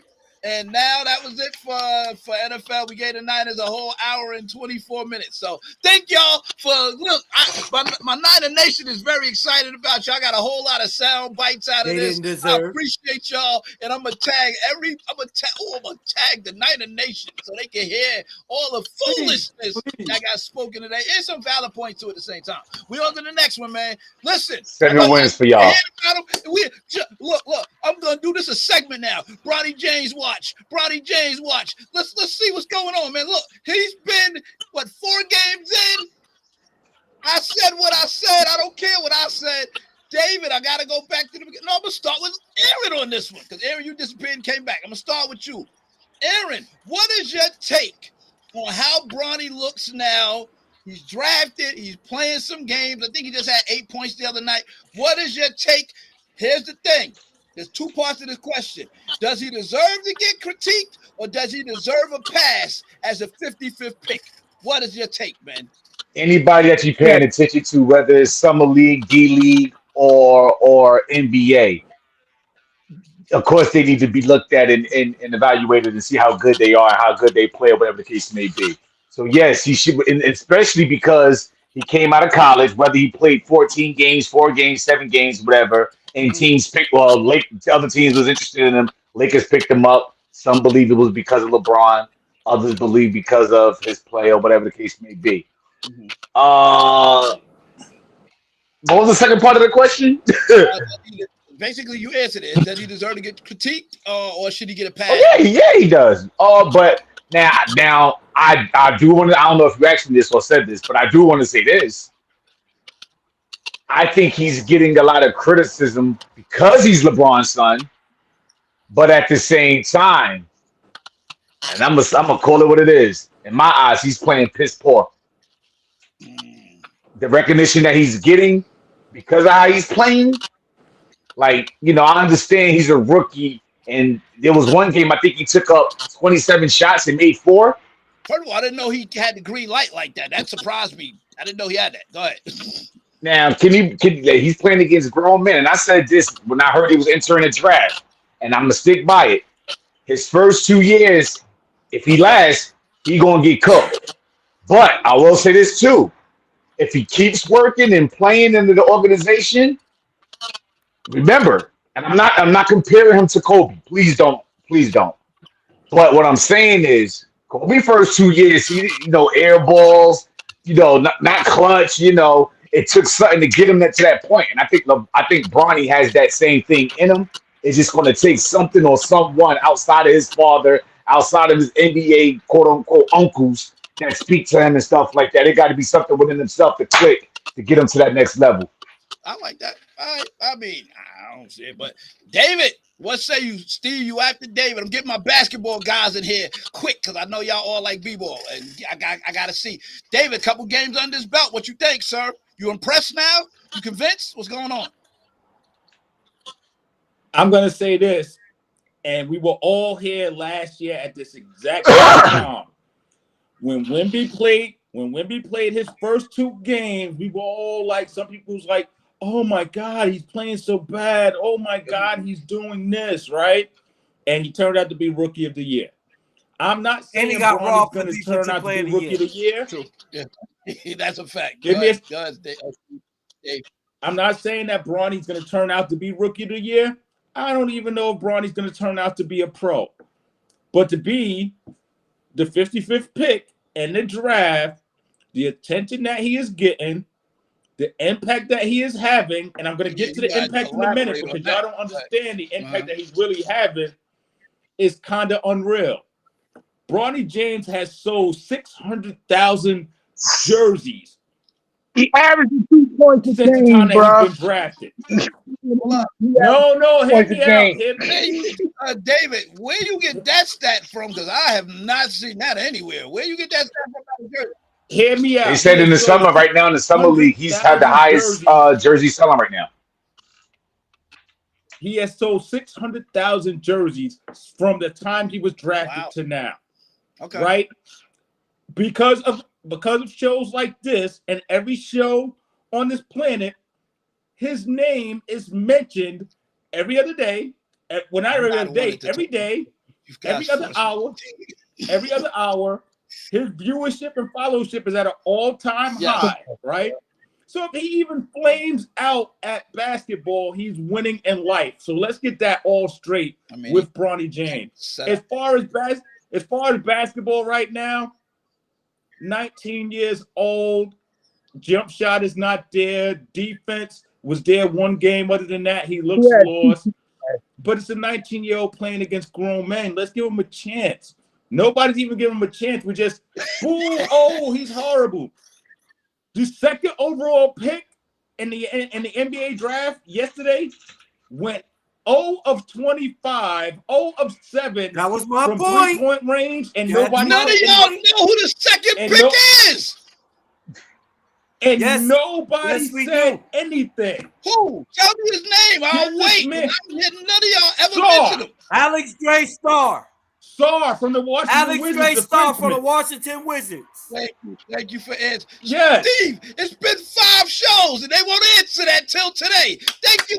Somebody know who you never asked. You never asked David, me. back to you. I've got the 3 shows. Nobody's been able to tell me. Go ahead, David. He went 0 of 25, 0 of 7 from 3-point line, and y'all not even mentioning his name, but you want to mention Bronny, who's a 6'2" guard, and just put him in this microscope that So that's unreal. flip side to that, But he's David. winning in life. If- That's the go point ahead, that I okay. want every. Go ahead. That's the on Go point. ahead, go ahead, David. Go ahead. That's the one point I want everybody to get, regardless of how bad y'all think he's playing right now. The man is winning the way that he needs to win. He's winning from the business model. So if he stinks it up his first year, I don't care. I'm still going to root for the guy. I'm going to stop all this negative that everybody's putting out there, because guess what? Right now, he's a success story because you got drafted. You're the highest selling jersey in the NBA right now. You're a kid who didn't play college early. Win for Bronny James. So yours is he should get a pass, is what I'm hearing. Not he deserves to get critiqued. Sound like he gets a pass on that. We have never critiqued the 55th pick in the NBA draft. Why agree? Because Nobody ever said that their son was better than anybody playing on Respond to that before I go to Steve. Steve, let him respond to that real quick. Go ahead. TV either. That was LeBron James. Go ahead, Mark. Yeah, LeBron James started all of this. Stop putting it on. When LeBron James said that his son was better than some of the guys he's seeing on paper on TV. The dude had 2 points He said last on the week. league. He said in the league. He said, yeah, LeBron James looked at, he was watching the game You know how many during the season, and his exact words was, Bronny can start right now over some of these dudes. So nobody put the pressure on him like his dad. Let's get that straight out the gate. If he'd have kept his mouth closed and stopped bragging about him and just let the dude get drafted whatever way they brought him in, cool. But now he's a pro. And anybody who watches basketball, and I don't care if you're a novice basketball fan, you can see talent and you can see non-talent. Yeah, he has the physical attributes to be good. Nobody's saying that. Yeah, he's athletic. Everything else, no. He doesn't have a jump shot. He's not a 3-and-D player. He's given up plus 38 the whole time he's been on the floor. That means the opponents have been scoring 38 points while he's on the floor. Plus 38, 0 for 15 from 3-point range. So let's stop acting like we're going to treat this kid and stop calling him a kid. He has a grown man. Can I go now? That's a great point. Steve, can I go now, come Mike? right back. So I'm trying to stall while I give him a second to come back. But get ready. As soon as he's done rapping that, I'm going to write to you if he'll probably pop back on. That's a very good point. This is a paid profession that he's taking a job from someone. So we can't get why he getting a pass. Like, go out there and execute. Nobody got nothing to say. But if you get if you go from your dad saying that, you know what, he could take somebody's job right now, and you here and you ain't looking like what you was brought out to, what you was made out to be. Yeah, fans gonna be like, yo, what we doing? Mark, let me let him back in so you can finish that. And then Steve will come to you after you finish his thought. Yeah, my bad. I'm sorry, guys. I keep on getting cut off. I guess it's because I'm on distance. All I'm saying is when you look up the stats and you see everybody who was drafted after the 55th pick average more points than the 50. And I just seen something, the number 2 pick, he had 2 points. Yeah, he should be getting on too. But his father is not LeBron James. His father didn't get on last year and said, my son can start right now and is better than some of the guys I'm watching on TV. So when you put a bullseye on a kid's back like that, get him drafted, make sure that he goes to your team. The only thing he's going to be critiqued on is his performance. If Bronny averaged 12 to 15 and quiet all the naysayers, nobody would say nothing. He's literally averaging 4.8 points a game, which is indicative to what he averaged in college, which proves that he is not a professional basketball player. And while we sitting here talking about developmental, let's look at Simmons, who was with the Sixers. Ben Simmons had so much development in his lifetime and still haven't gotten the jump shot. So I don't know where these wizards from magical basketball wizardry is gonna come from and give him one of them basketballs they gave Bow Wow and some sneakers, and they gave Bow Wow and make him automatically improve. What you see when LeBron retires, so will Bronny's go right along with him. What's gonna happen? Why? Not because people don't like, because his skill is going to get him completely and utterly embarrassed against the pros when he plays them. And that's a fact. So that's really indeed, please, man. Let's stop talking about jerseys and all of that crazy stuff that has nothing to do with him literally getting his ass kicked on the night in and night out every single game I've watched him play. He must see TV because we want to see him drop 2 points. That's what it is. He's must see TV because y'all want to see him fail. No. He's must see TV. How you said? You No, said people want to see him. Acting like People want to see him succeed. Actually, Is it my Yeah. goal? You- Hold on, Yeah, let me wanna keep see it him succeed. moving. Let me keep it moving. Y'all good? We're in the same conversation. I just want to make sure everybody got a voice. Go ahead, Steve, because I know you've been holding on for a minute. Rich, get ready. Mark, keep the energy. I like it. Go ahead, Steve.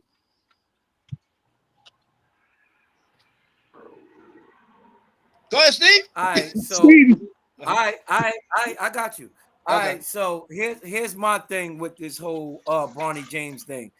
First of all, every player deserves to be criticized. Once you become a pro, you deserve to be criticized. Is the criticism he getting unfair?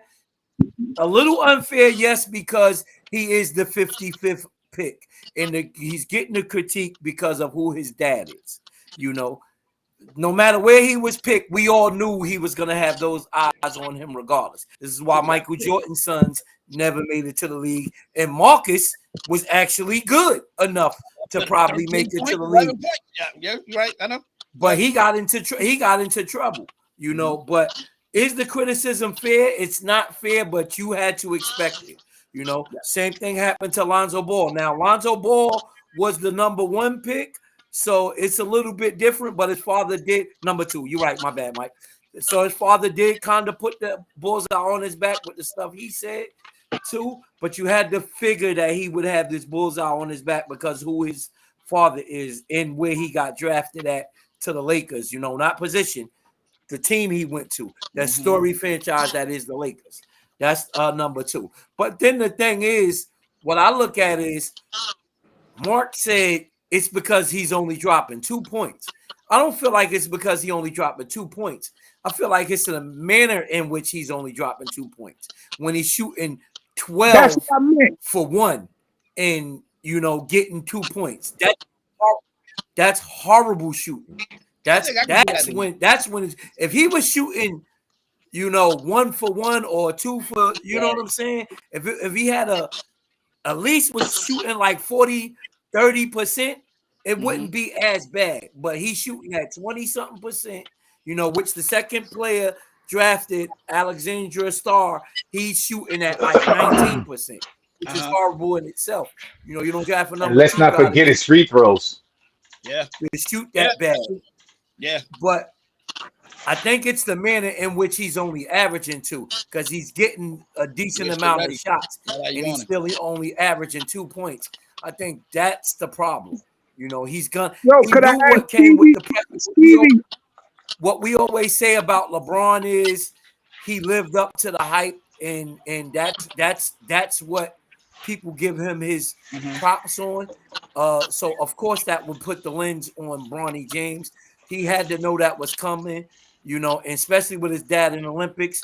You can't hire him. Now, I don't agree with Mark when he said he can't develop a jump shot. Plenty of people have developed a jump shot in the NBA. You know, there was people who said Jordan didn't have a jump shot. Magic Johnson didn't have a jump shot. You can develop a jump shot. You know, not everybody did. Like you said, Ben Simmons didn't. There are people who haven't, but there are people who have. You know, Jason Kidd didn't have a jump shot. You know, you can develop a jump shot. You just got to work at it. But at the same time, Stevie, can I ask you a question? I think he would probably play better if his dad was on the floor. But how long are you going to have your dad? You know what I'm saying? Steve, Mark got a I think question he's for you. just I want him lacking to ask you confidence a right question. now. Mark got a You question know, for you. but Go ahead, Mark. Ask this question to Steve. comes with the territory, bro. Yep. Hey, Mark, Stevie, Steve, Mark would got a you, question. Steve, Go ahead, would you Mark. agree that after watching his game, that most of the shots that he has been taking have been open looks? Yes or no? Now, yeah. Initially, no, but now, yeah. I'm saying most of his preseason games, most of the shots he's taken, especially on his 3-point shots, have all been open shots, pretty much. 100%. On top of that, would you also agree that his grasping of the game, as in picking up backdoor cuts, coming off of screens, he in my opinion, he feels like a freshman in college, sophomore in college, who needed at least 2 more years under his belt to grasp how the game is played. If we taking what we see right now, because remember, this dude is signed. The Lakers can't even sign another player because their roster is full. So he took up pretty much the last roster spot, as in being able to sign players. So all I'm saying is, and we're taking a big picture, because he didn't come into the league to play G League, because his father even said that, and Rich Paul even said G League is not an option. So we're talking about him being in the rotation, when he can play. Yeah, what I'm saying is, do you see his game hurting the Lakers if he getting playing time during the regular season, or do you see? I don't want y'all to think I don't like. I feel bad for him, because to me it's like he's getting thrown into the lion's den, bro. Like they should have put him on a 2-way. Let him learn the game. Let him play against dudes who gonna be coming at him all day. Now you're gonna have Kyrie Irving coming at you all day, John Morant coming at you all day, CP3 coming at you. These are so huge mismatches. Yeah, that's a good point, man. That's a good point with what he just mentioned in regards to, and I guess the G League is not an option for him. I'm not defending it. No, I'm saying if you're selling 600,000 jerseys, no, he said it is. Because at the end of the day, it's all about filling them seats. So G League, I don't care if he averages 2, they're gonna put him in the game during the regular season. It's gonna happen. Now, is he a liability when he gets in the game? Yeah, but I just think, Rich, you're right after his statement, you're coming on. I promise you. Go ahead, Steve. I just think he's in a situation where he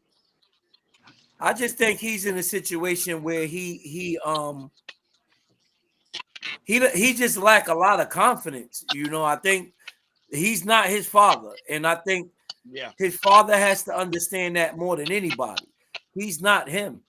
Yeah. Forging his path the way he did, to me, that's what's hurting him, because he can't live up to. You got to let him be him, you know. And maybe he wasn't ready to come to the NBA just yet.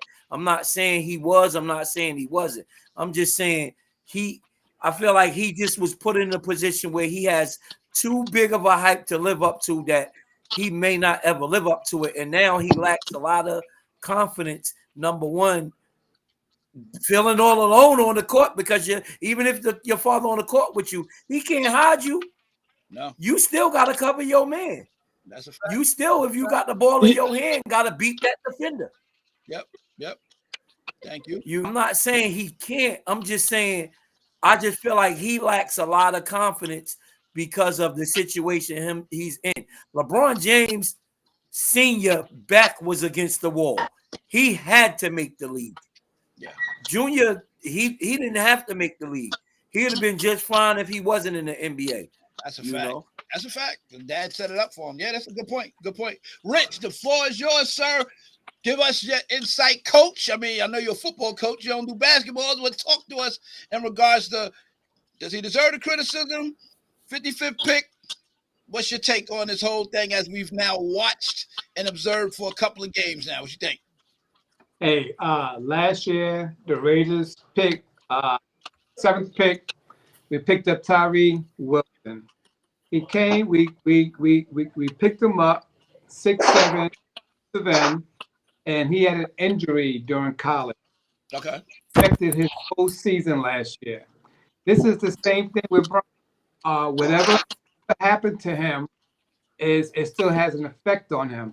But his father was going based on, if you looked at him before the injury, during his travel basketball in high school and just a lot of other things, it was all there. So right now the Lakers got potential that if he comes over, just gets over the hump, that the old Bronny's going to. So everybody just give this kid a chance, let his body fully heal from because he was in the hospital for a long time. I believe he was in a coma or something like that. But whatever happened to him has an effect on him, and it's slowly coming back. So I believe next year about this time, or during the season, towards the end of the season, maybe about February or March, you're going to start to see the real basketball player. And all these guys that Mark mentioned, these professional basketball players, they all play with that kid at LeBron's house, and he has basketball in his house. He has basketball. I mean, he wakes up to a basketball court, where a lot of players in the NBA right now just has a mansion and their nice little beautiful cars or whatever. But he wakes up to this type of stuff that he could go in that gym and just go over his film and fix his game. So I believe that his game will come back around, and all these grown men that are being talked about, that he's going to play with. He's been playing with them since he was 10, 12 years old, 15 years old. He's been playing with, because believe me when I tell you, all these guys is over LeBron's house. All these guys been playing with him. Have his free will on him. Curry just gonna let him 15 on him. Let him rock. Let him rock. I'm sorry, guys. I'm sorry. Go ahead, Rich. He heard you. Mark, right now, just you got to picture yourself as you being LeBron, you having your kid, and physically watching him as a newborn baby, and do all this stuff. And back in your mind that this kid is better than me. This kid is better than me. And at those ages, I'm going to put myself when I was 10 years old and look at Bronny when he was 10 times better than me. When I was 15 and Bronny was 15, 10 times better than me. So he's projecting Bronny as being just looking at himself and saying where his game was at compared to where Bronny's game is at. So that's what LeBron is. What did that have to do with him going up against dudes trying to earn a paycheck? All that sentimental stuff sound good until you get on the basketball court and you realize that the dude against you want to put you on ESPN top 10 plays. That's exactly what's going to happen to him. He gonna have a rude awakening going against. I don't even want to see him against Ja Morant. I don't want to see him against Stephen Curry. I don't want to see him against CP3. I don't want to see him against Brunson. Brunson from the Knicks would drop 63 on this dude's head right now with ease. But see, the thing about that is that's not on Bronny. It's on the coaching staff. It's on the coaching staff. You got about Bronny, the one out there playing, Richie. Stop making excuses for this dude, man. Yeah. There's a lot of passes that I don't understand that no other player gets. Y'all bash Bowl. Y'all bash all these other dudes for not doing their thing, but for some reason we like, we not gonna. No, he should. No, you got a professional spot. You took somebody's spot. There's somebody that in the league that you're in the spot. So the expectation is you to execute. No passes if you made an NBA roster. Period. Because we don't get at nobody else. That's all I'm saying. Yo, you had to be an idiot if you thought Wembanyama wasn't gonna be good. Everybody knew Wembanyama was gonna be good. He's 7'4". That's walking. I can guarantee you, a 7'4", he'll score more than 2 points a game. We talk about a 6'1". I don't know why they got him at 210, because all I see is 185, 190, 6'1", 190, who don't have none of Allen Iverson's skills, not even close to it. But you expect him to go out there and do what? Come on, man. He not ready. It's okay to be not ready. Let me get David. David, go ahead, respond to what Mark's talking about and what I'm talking about. Go ahead. You're saying that he's not ready. 70% of the rookie class is not ready until their second, third year. Don't everybody come out and dominate as rookies. No, just hear me out. Just hear me out. Hear me out. Just hear me out. All those people that the Houston Rockets been drafting, Jabari Smith and all those guys, they first year they was horrible. No, they wasn't. Give them 2-3 years down the road. Houston was almost a playoff team with all those young guys.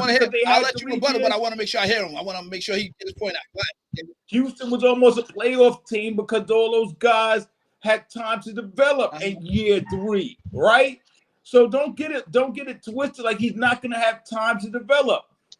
You're welcome to the league, rookie. Your first year, it's gonna freaking suck unless your name is LeBron James or Carmelo Anthony. Or Shea Gilchrist. Kobe had it. Like the truth. I'll tell you that much. Go ahead, David. My bad. Kobe sat behind Nick Van Exel and freaking Eddie Jones his first 2 years. That was probably a Del Harris thing. I don't know if that was a Kobe thing or not. I'm just saying you got to give him time. And right now, y'all judging this off of a guy playing. He shouldn't have got drafted. Y'all judging this off of a guy playing in somebody roster, bro. He's on the active roster. LeBron got 2-year deal. They are not making the championship this year with him being on the active roster. So you can make as many. Matter of fact, I'll give you one better. When LeBron retire, I want you to make sure you stick. That's a good point. So in Mark's prediction, Mark predicts that by time that when Bron exit stage left, that teams ain't gonna be breaking their neck to hold on to Bronny like that. So again, that time will tell, but that's his prediction. That's a major prediction. Like if that happens, I don't even know what do you say to that other than he literally didn't deserve the spot. Like there's no argument with that. So, but he might develop, like you said, but like Rich, you gave him a timetable about next year where he might be like a streaky player that's able to come in and get him 15 points. You know, a J.R. Smith type of player. Maybe he'll be Call of Duty right now than he's guard in the NBA. Say that again. He's better at Call of Duty than he is playing any type of position in the NBA. He's a pro at Call of Duty. He's not a pro in the NBA. He's better at Call of Duty than Rich. Go ahead, sir. No, he just won in Call of Duty. He beat the top 100 players. He's really good. The chip. Listen, man, at the end of the day, I think when it comes to if you're playing professionally, and again, LeBron said it for all of us that talk about him on our platform or whatever. He said Bronny don't care. He literally don't care what y'all think, what y'all say. He said he cared. He cared. But he said it's like, yo, I'm telling y'all, Bronny don't care and don't listen. Hey, it's gonna get louder if you don't produce. Life is already set up for you perfectly. You don't need basketball. But if you play basketball, understand what's gonna come with that. Fans gonna talk if you ain't living up to the expectation that's been painted for you. So that's my take on it. Go ahead, David. Yo, the Lakers should have drafted the Hezzy King off YouTube, and he would have put up more points. The Hezzy King would have put up more points in preseason basketball than Bronny would. Yeah. Look, Rob Dillingham looked like trash his first game, and everybody was throwing him out the window. Then he had 14 points. Everybody started getting quiet. I'll just throw it out that. Go ahead, David.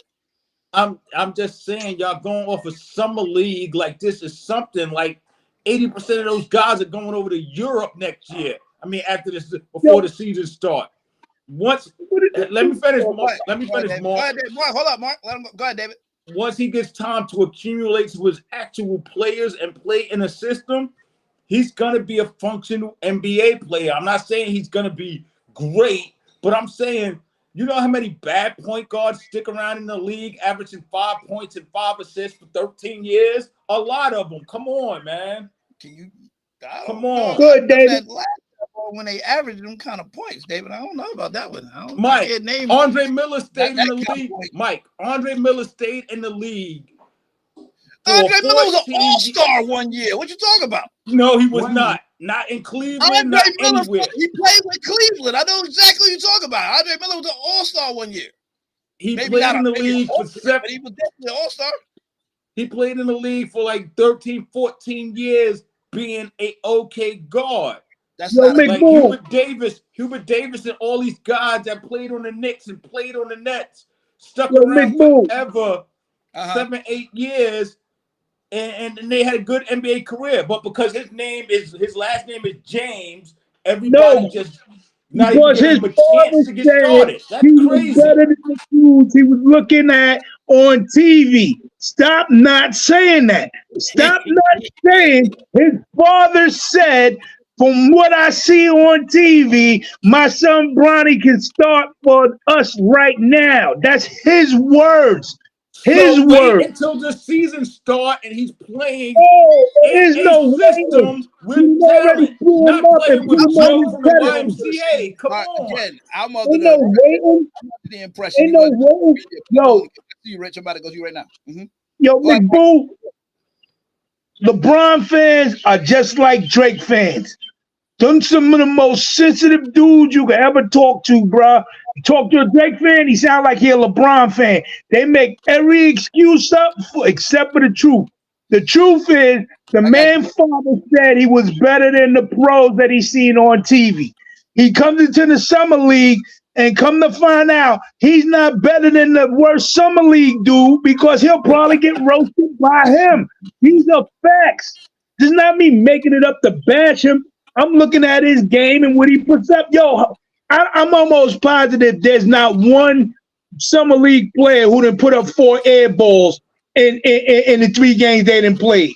Bronny holds the record for most air balls right now, put up in a 3-game span, bruh. And remember, he missed the game because he had quote unquote sore knee because he 18, but his knees is sore. That's because he put up 2 points. The most he didn't put up is like 6 points. He haven't even cracked 10 points. Crack 10 points, Bronny. Make me shut up. I want to see him get 15. Yeah. He ain't never had 8. And He David never had 8. And his last game he had 2 points. You said he had 6. Had seasons You where said his last game was 6. His last game was 2 points. Point guard. I don't know what you're talking about. Not a Say good again? His last game he scored 2 points. Bad example. We had like 7, 8 seasons straight of like 13, 16 points or more. So I don't know where you got that from. Okay, that's but I'm just saying there's been a lot of mediocre play in the NBA that sticks around for 10, 11 years, and y'all not even giving this guy criticism. The 55th pick criticism. The 55th pick criticism for 3 summer league games. That makes Nobody no is sense. co-signed by their father, bruh. Nobody is co-signed by their father, man. Yeah. Look, LeVar, Rich, as I go to you now, remember LeVar Ball, Rich, like I heard somebody, I think Steve referenced it. He talked about how good Lonzo was, but he's told everybody the best son is the youngest one. Did he not say that? He said LaMelo's my best out of all of them. He talked them up. You think dudes ain't target them when they came in the league and they produced? Let's be honest. LaMelo lived up to the hype. So that's it. When you got hype behind you, got to live up to it.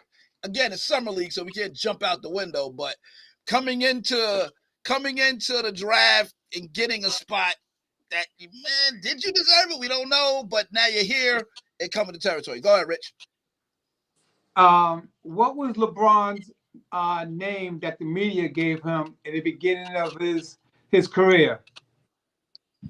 I don't know. Nobody gave him that. His friends gave him that. That's why the media called him king. Nobody called him king. His high school friends called him king. Mark. He got it. Because I he got. Go would ahead, miss Rick. his free throws all the time, or LeBron. when the Okay. game was on the line, he would miss his shots. And then he fixed that part of his game, and then now he is the player that he is now because Yes. he went there and fixed it. Let the kid fix his game. What's the problem? Let him fix his game. Okay. LeBron 6'8", Richie. LeBron 6'8", Richie. LeBron 6'8" and athletic, But Richie. But Through he the still 6'1", looked 185, and you acting up. I guarantee you, Mike. I guarantee you, I put McBoy in the game. McBoy give me 4. McBoy give me 6 points right off the bench right now. Hey, Mark. I mean, Mike. David, you can do a teardrop and get 4. I see your running layup. You can give me 4. That thing get thrown in the stands now, maybe 20 years ago. Hey, David. Oh, hey, Mike. You know what? You know what Mark sound like? He sound like somebody who bet all this money in Vegas and lost it on Bronny, and now he hates that kid. Yeah. No, not at Bronny all. owed him some money. That's why he's talking so He bad sound about like he bet so much money and lost it, and now he's gonna hate this kid for the rest of his life. Well, why criticizing him comes with hate? Where's this coming from? When we watch any other basketball player play, we criticize him and say he's not this, he's not that. Y'all think Bronny means little kid 16 years old. Bronny to me means a man who's making a living in the NBA with other grown men trying to make a living in the NBA. So stop calling him Bronny. It's LeBron James Jr. That's what's on the back of his jersey, not Bronny James. Mark, in 2023, you would not have talked about the 55th pick. You wouldn't even know who he was. So y'all criticizing the 55th pick in the NBA draft like y'all would do that every year. Come on, that's Mike. Everybody reaching. Who talked about playing with their son, Mike? Who talked about playing with their son since last year, Mike? Who went on Twitter and said, you know what? My son is better than half of these dudes I'm watching on TV. Nobody else said nothing about Bronny. Ain't nobody talking about Bronny. What you gonna say about my son? No, I expect my son to be a plumber. Come on, man. Yeah, he playing like a plumber. Yo, listen, tell your son to score over 2.3 points a game. Tell your son to be the 55th pick and the only dude in the second round with a guaranteed contract. Tell him to put up the number, at least put up 8 points for every million he get a game, so we can stop talking about him. Until he does that, I don't want to hear nothing about this kid, man. He needs to go. You know what this kid, and you just keep saying to call him a kid. You know what this kid did? This kid generated $50 million in jersey sales. So he's good for business. And that's what we're talking about him. And that's what the world's talking about him. But give him a chance to play basketball. Y'all not even giving him a chance to play basketball. Come on, man. He talk about jersey sales, man. Gardner Mitchell sold jerseys. That make him do it. Basing it on the game, or are we basing it on the popularity? Because that sounds like just a popularity contest.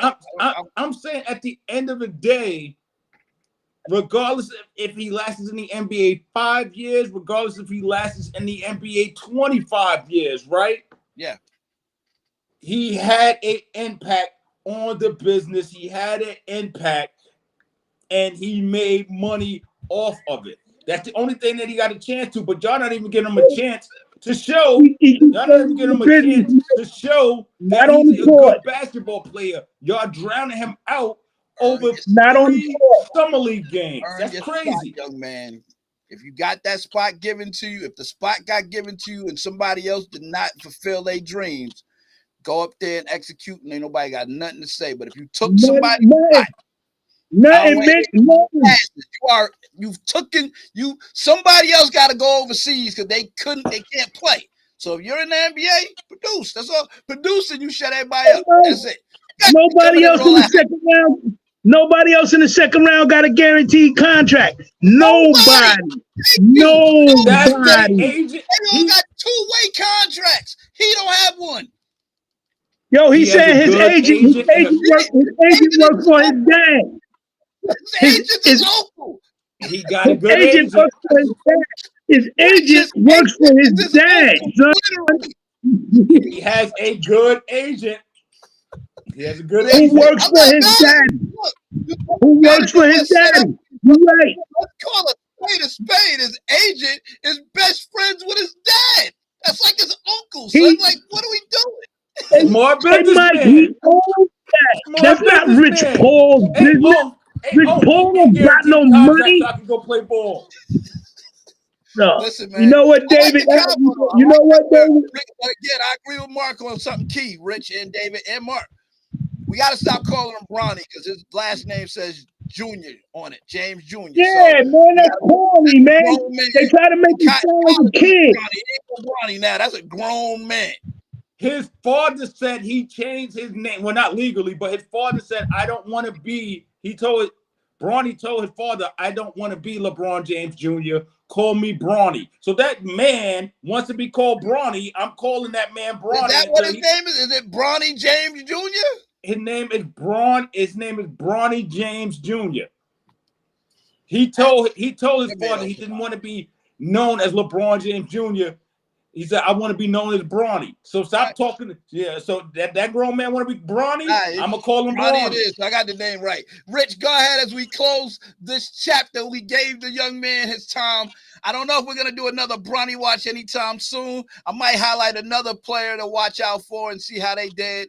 Because we talk about Bronny, but we don't even talk about Connect at all. He's the first round pick. Go ahead. 17th. That's what I was trying to get at earlier. Well, I gotta go by what's popular on the chat. Y'all want to talk about him. Y'all know how I feel. I told Rich 2 weeks ago how I feel. Rich, go ahead, sir, as I close it out on this particular topic.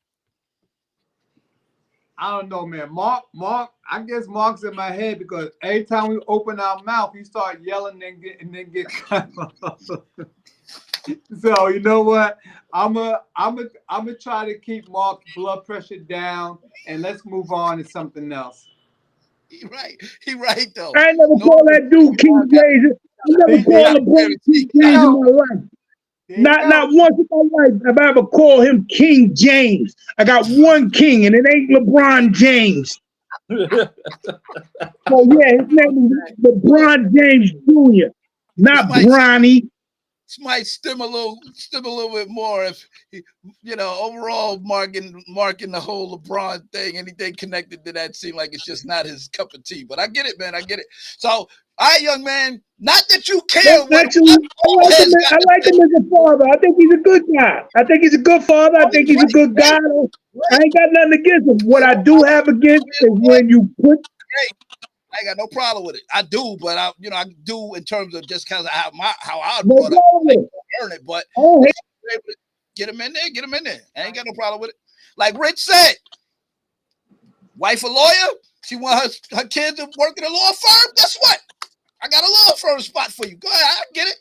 I'm more of the fact that go to school. I'm glad he brought him in the NBA. So when he becomes a liability. You can't say nothing. Only thing you can say is, yo, Bronny suck. Get him out the game. That's the only thing you're going to be able to say. When he getting cooked, only thing you're going to be able to say during the Laker game is, yo, get Bronny out the game. He's getting cooked. And that's the only thing you're going to be able to say. LeBron ain't going to be able No, I'm going to say, why are we expecting so much from a 55th pick? That's what it's going to go back to that. So, he doesn't, there's no way he loses. He's already making the money. He came in with money from an NIL deal. He robbed USC for that. I'm going to leave that alone. But listen, guess what? It's set up perfectly. Go ahead, Rich. Hey, Mark, if you're absolutely right about he's going to be getting cooked, it's just a matter of time before Bronny just wears a sweatsuit and sits behind the players and watch the game. Every game. It's going to come a point that the coaches are going to talk to LeBron, tell him, hey, we can't have your son out there, or his playing time is going to go down the basement, or it's going to come a time that he's going to just wear a sweatsuit and sit behind the players, and then come over there and stand up and clap for them. But they would not put him out there to embarrass the franchise. Agreed. All right, man. Thank y'all for your insight. What part of guarantee? Oh, go ahead, Rick. Oh, go ahead, Mark. As I What? close it. Go ahead. I'm sorry. What part of guaranteed contract you don't understand? Guaranteed contract means you're on the active roster. You're on the The active fifth, roster. the And the whole 15th point of man, bringing the Bronny James 15th in, man on the listen, roster doesn't always listen, play. you're not He listening. gonna Let play. me finish. Hey, The Mark, whole Y'all know reason he for him even playing. listen, the whole They reason got for the him best even player being there, on the floor at the same time. He gonna play. Go ahead, Mark. listen, the whole reason for him even being there is to play with his dad.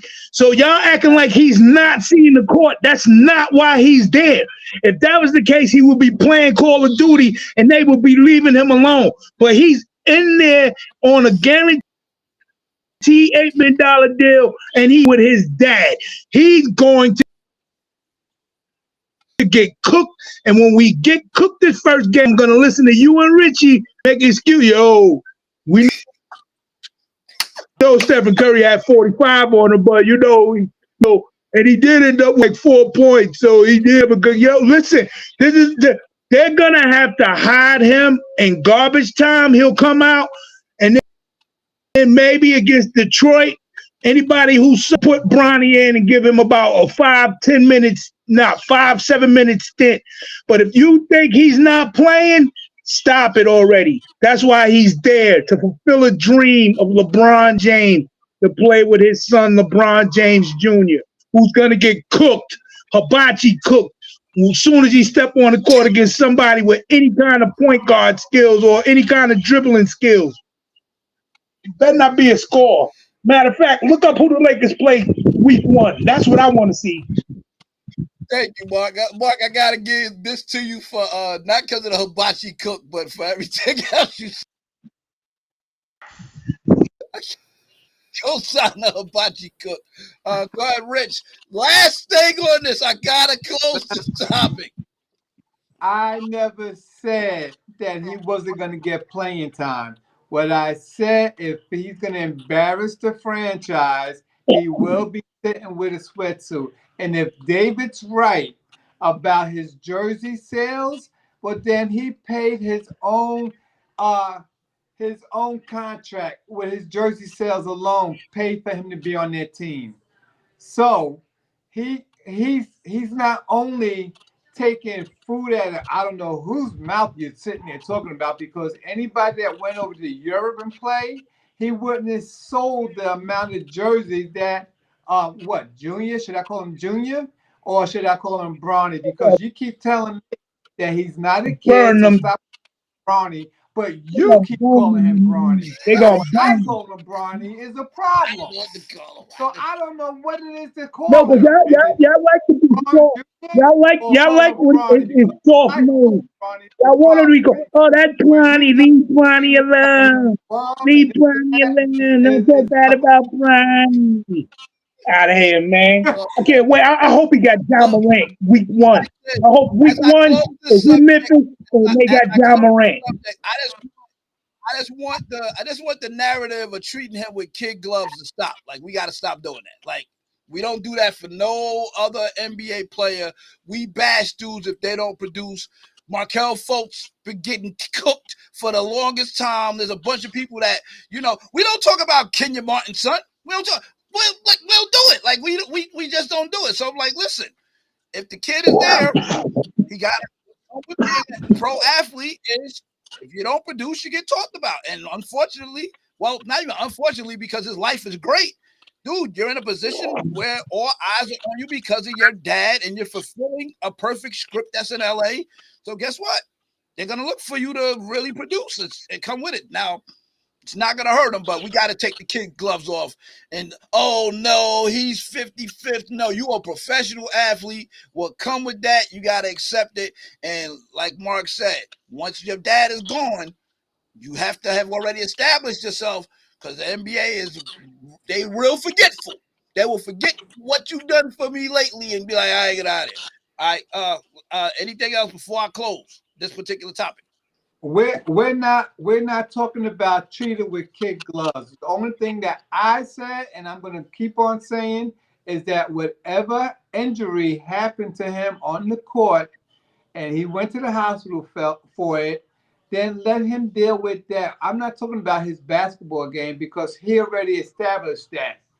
So let him get healthy. I'm not talking about he's only getting 2 points a game because he's still going through getting back in shape, getting back his muscles right. So you don't know the type of injury that he had. So let's just and that's what I'm talking about. I'm not talking about all that other stuff. Now, if he didn't come in there with an injury and he came straight out of college and now I'll be on board with all this stuff that's going on that Mark's talking about. Yeah. But because of that injury, that's why I'm saying let his body heal and just come back. And if it don't never come back, well, then he'll be home with his dad. That's all. Listen, either way, it's a win-win for him. He gonna make the money with the marketing. He gonna make the money with. I'm sure it's gonna probably be some type of documentary that chronicles this historic moment of him and his dad. Like all of that stuff is gonna be huge. But the play gonna have to sustain in order for people to continue their interest because right now it's historic. So I'm a harder critic when it comes to this type of stuff. But, listen, I'll give the young man time. That's why I brought it back, 2 weeks later, because I wanted to give him some time to see what's what, because I wasn't feeling the pick to begin with. But I was like, let me see how he look. My mind hasn't changed, but let's see how he looks. All right, man. We're off of that, David. You're going to have to drop for where we're about to go because I got couple of minutes and you already know where I'm about to go with it because I gotta get it in while I'm there because I can't miss it because next week would be too late for it because of what's going on. Listen, man, I'm gonna give y'all a shift gears because that's where we are. We don't just do sports. We're definitely sports oriented, but we go in so many different directions, man. Salute to you, David. So we sports, entertainment, current events. Today we're gonna go on current event. It literally has dominated the news. It's impossible for us to sit here and act like it didn't happen when we were literally right here and we seen the whole thing take place. So we're talking about literally, Rich, if we got to get into it, talking about the president, former president, as we shift gears off of sports completely, current events, talking about former president Donald Trump being out in Butler, Pennsylvania at the rally and an assassination attempt made on his life, which is, he, by the grace of God, literally survived. And who knew that? We knew that. We've seen presidents get killed and we know politics comes with a lot. But in 2024, we still got it where it's still politics has that much of a passion and that gets that much of a reaction from people that his life would be literally someone try to take his life. What's your take on politics, man? And with this, what happened with Trump?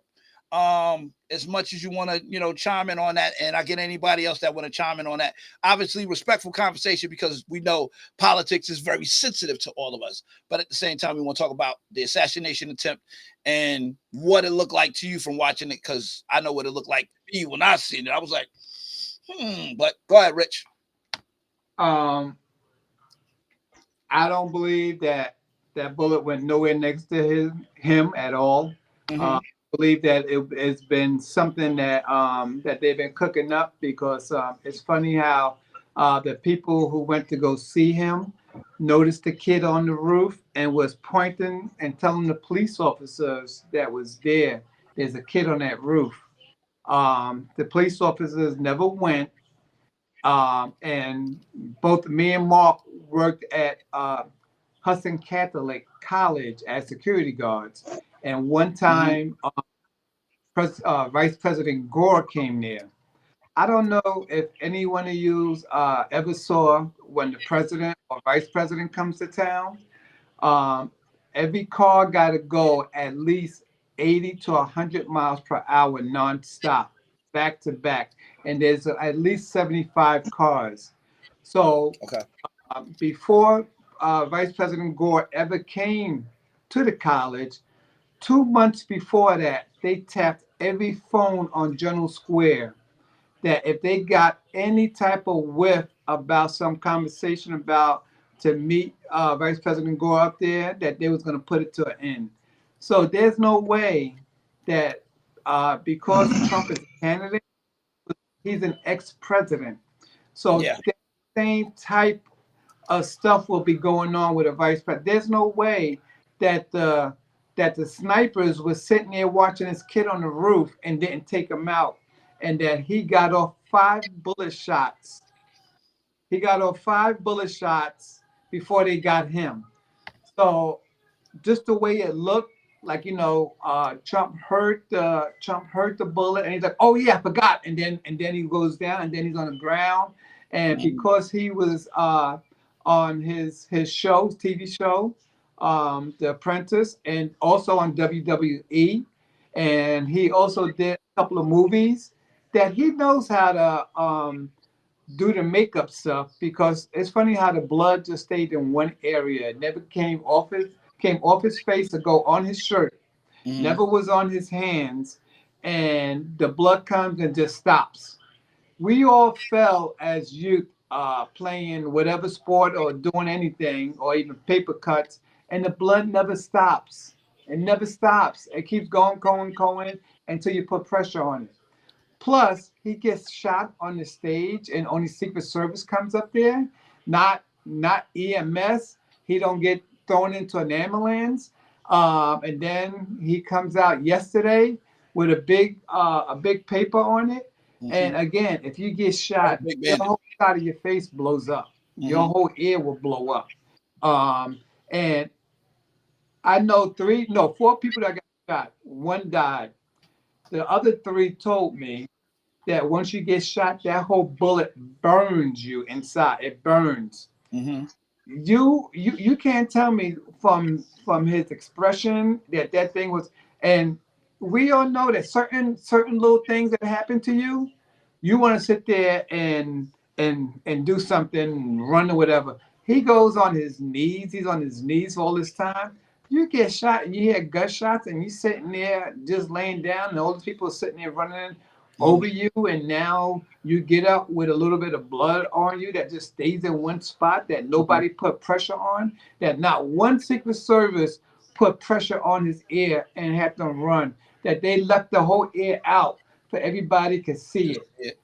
And to me, it was a whole stage thing. And anybody, again, if you're shot or you're wounded or you stabbed or whatever, you want to apply pressure and keep the pressure on it and run. You don't sit there and care about, and then you get shot and you get up and say, "Where are my shoes? Wait a minute, I want my shoes." Stop.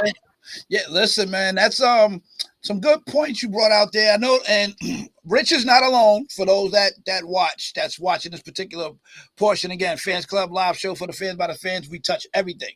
We're not boxing about the assassination attempt on former President Donald Trump at the rally in Butler, Pennsylvania, and a lot of people I've seen, like, Instagram's instant reaction, and people were putting ketchup packets, putting them on it. They were just like, it was just some weird things protocol wise. I'll say that a thing that stuck out to me was, I guess, when he stood up and raised his fist and they let him exposed like that. If you just got shot at, I don't know why you would leave him exposed like that. I'm sure your training would say, get him out of here, not hold up and let him raise his fist to get crowd reaction. But I do remember they made sure that it was heard that the shooter was down. So I guess that was the way of letting people know he was safe. But it was just kind of like, man, if he just got shot, like, get him off stage. Why are you letting him raise his head? And not only that, he was visible. He stood in the midst of them, but he could be seen where if there was another assailant, he could have been targeted. So that was just one of those. And I've seen that they're talking about protocols and stuff like that. Again, it's called Secret Service, people. They're not going to tell you everything. It's Secret Service. They're going to tell you what they need you to know. But again, Mark, as I asked you and Rich this question, well, Rich, I guess you could, Mark, having coming back off and on. Do you feel like he was indeed shot, or do you feel like he wasn't grazed at all? What's your overall take, so I can be clear on what you said? I think he did. I don't believe he was shot at all. I don't believe he was shot at all. I believe Wow. that there was all makeup on him. He had enough time to be down there, and that they covered him up. Yes. And I don't know if one of them applied it or if he did it or whatever, but he was down long enough that once he was down, because he was behind that panel All of it. Yep. hmm to his left, I guess that they would have saw him applying it on his left, so that's why it was done on his right. And again, because wrestling being fake, and these guys, get punched or get whatever, and then they go down in the corner, razor blade to make the cut on the heads and stuff in wrestling. Yeah, I got you.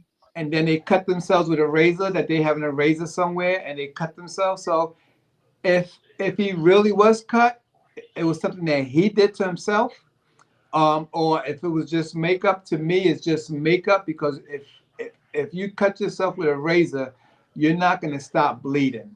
And for that whole thing to stop bleeding with no pressure applied, no pressure. And again, he has a white shirt that stays white. He has a navy blue suit with no blood on it. Just the blood is in that one ear, and just the two drips come on the side of his face, and it just stops there. Even the little drop of blood that was on his, that didn't even fall off and just come. So I don't know what type of makeup or whatever that they did, but to me, that Drying it off. Maybe they're trying to towel dry it off or something. I don't know. I'm trying to understand it myself, because it definitely looked iffy. I'm not gonna go, and trust me, I'm a CO conspiracy guy all day long. And as it happened, well, as I seen it, I didn't instantly have a reaction. I was like, wow, that's crazy. But the fist raising was a red flag for me. Like I said, and then like you said, the blood. I'm like, man, that's a really fortunate thing to have a bullet hit here. It's like, man, 300, 500 yards away, whatever. Like the luck of you talk about the hand of God literally on your life. If you legitimately did get shot and just here, didn't hit here, but literally here and through with a hat on. Yeah, that's you play football, right? Yes. Now, when you throw a football, the football goes that way, right? It don't go. It never goes down and come back up. And the guy that supposedly had shot him was on a roof, directly on the side, 2 football fields away. So, Yes. So he's on the stage, and that guy's on the roof. Yeah. And the bullet's supposed to be coming this way. Why it looks like if something happened, it went up. It wasn't like he was this way and grazing that. He turned his face, like I'm looking at this camera, looking directly at the roof, and the bullet's supposed to be coming this way. So how come? And then it says that it hit his ear. His ear was supposed to have been ripped off. This is an AR-15 that everybody says that once it hits you, it just like blows you up. Yeah. And you can't tell me that his ear's still there and the bullet went this way. The top part, I think, if I'm not mistaken. But look at what they're claiming it did. It went up. It went up this way. So the bullet came, stopped, and went up. Yeah, that's a magic bullet. We've heard that before. I don't know. Yeah, interesting. The bullet's supposed to come this way, and even if it did, it came from. If it came from this way and it came back, it's supposed to go up and then come back down on the angle coming down, or come straight at you, but not come and then go back up that way. Because it didn't hit nothing for it to do that, for some type of reaction. Plus, he did all that on the first shot. And then it said that people. Someone did die, according to the reports, that it was a fireman that covered up, I think, his kids, or covered up somebody. He ended up getting killed. Fireman that has like a wife and I think 2 daughters or something like that. Because his wife, I think, came on the news the other day and was talking about, that he was a hero because he did get hit. So I definitely think a shooting took place. I'm gonna even say that he got hit, but I can understand that. I can understand where the reaction from people was mixed, because we've been around people that got shot, unfortunately, and we kind of see how that works in terms of how it impacts their body and, you know, getting hit. And it's just, some things was just like, ugh. So, and because of our, you know, there's some areas where government has, you know, said some things that we like, that looks a little suspect. But again, I don't know. But condolences definitely to the family of those that, I think one died. Others, I don't know if there's anybody else that did, but I do know the report of one. Go ahead, Rich. It was supposed to be one guy got shot in the back of the head, and then two ladies got shot, one in the hand. And there's a video that the woman that's right on the side of him on his in the stands. Yeah. Like usually where we're from, we hear gunshots, we all go down. Yeah, people. Mark said a woman in the first row in the stands pulled out her phone during the shooting. She wasn't scared of panic. She stood there recording the whole thing. WWE. That's she knew it. And again, the guy that was supposed to have got shot was sitting behind him. But when you're looking at all this, it's just funny how the cameras just don't pan and move around to where these people had got shot, and it's supposed to have been these people who had carried him when he got shot in the back of his head, and these are people who are sitting right behind him. And again, we have all these cameras, and not one camera panned around the whole, or focus, or not even focus, but pan out to see a little bit of everybody, to see who got shot, who didn't get shot. So right now, I understand that people are saying that this person got shot, but there was enough cameras there. It's just like with the NFL right now. You could go catch a pass, and then it looks like he's in, but then when you put another camera on and you put zoom down, that you see he wasn't in, or it wasn't a catch, and this and that. So you can't tell me that, again, that many Secret Services, the news media, and I'm pretty sure it wasn't just one camera there. There's a whole ton. So where's all these cameras to show the people who got killed or shot, or just, but I mean, right now it's just everybody just talking about stuff, about who got shot. But again, when you're a person like Trump, who lies so much, you would have to show me that the videotape of somebody that got shot in the back of the head, because the media loves to eat up this stuff. And somebody should have, because it's just like that one lady who was recording on their phone. Right now, this time and age, everybody had their phone out. Yeah. Prior to the shooting, everybody had their phone. Yeah.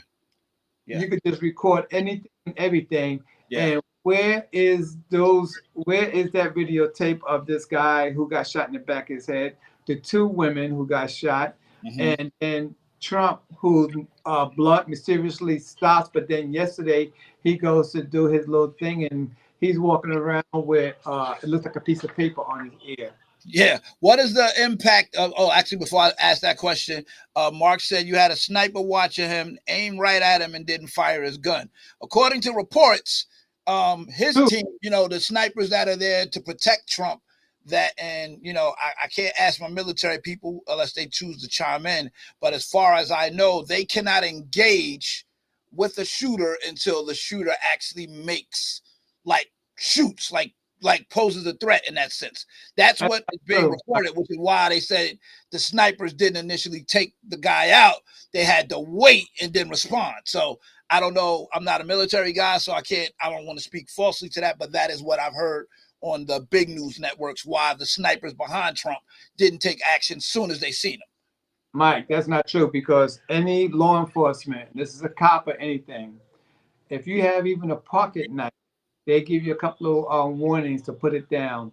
You can't tell me that the president, the ex-president and might be new president is on the stage speaking, and they're watching somebody on the roof. And because he has to aim too, because he didn't just come out and just start shooting. So he has to aim. And you mean to tell me that all these snipers, I mean, it was just two looking directly at him. And then the people that was there 2 minutes before he even started to shoot, because they had witnessed him jump from roof to roof.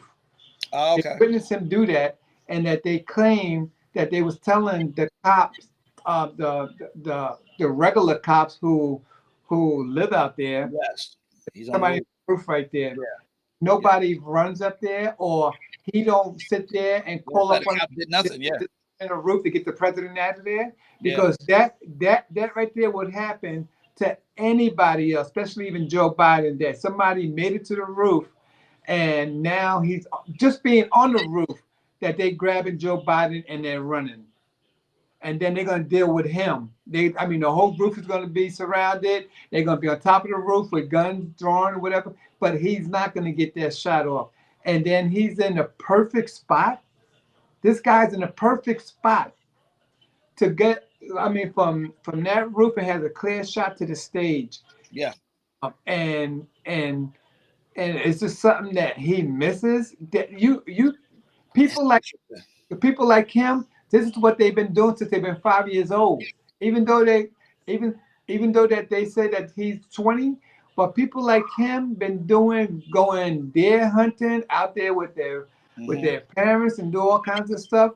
The ones who are really gun ho about guns, they've been doing this, and even certain senators that's in the Capitol and in Washington right now to this day, and having family pictures for Christmas, and all of them have M16s and all kinds of guns, and these are even little kids of 2 or 3 years old on a Christmas card with real guns in their hands. So all these people like him has guns and be out there in their yards practicing on cans and going deer hunting and doing all kinds of stuff.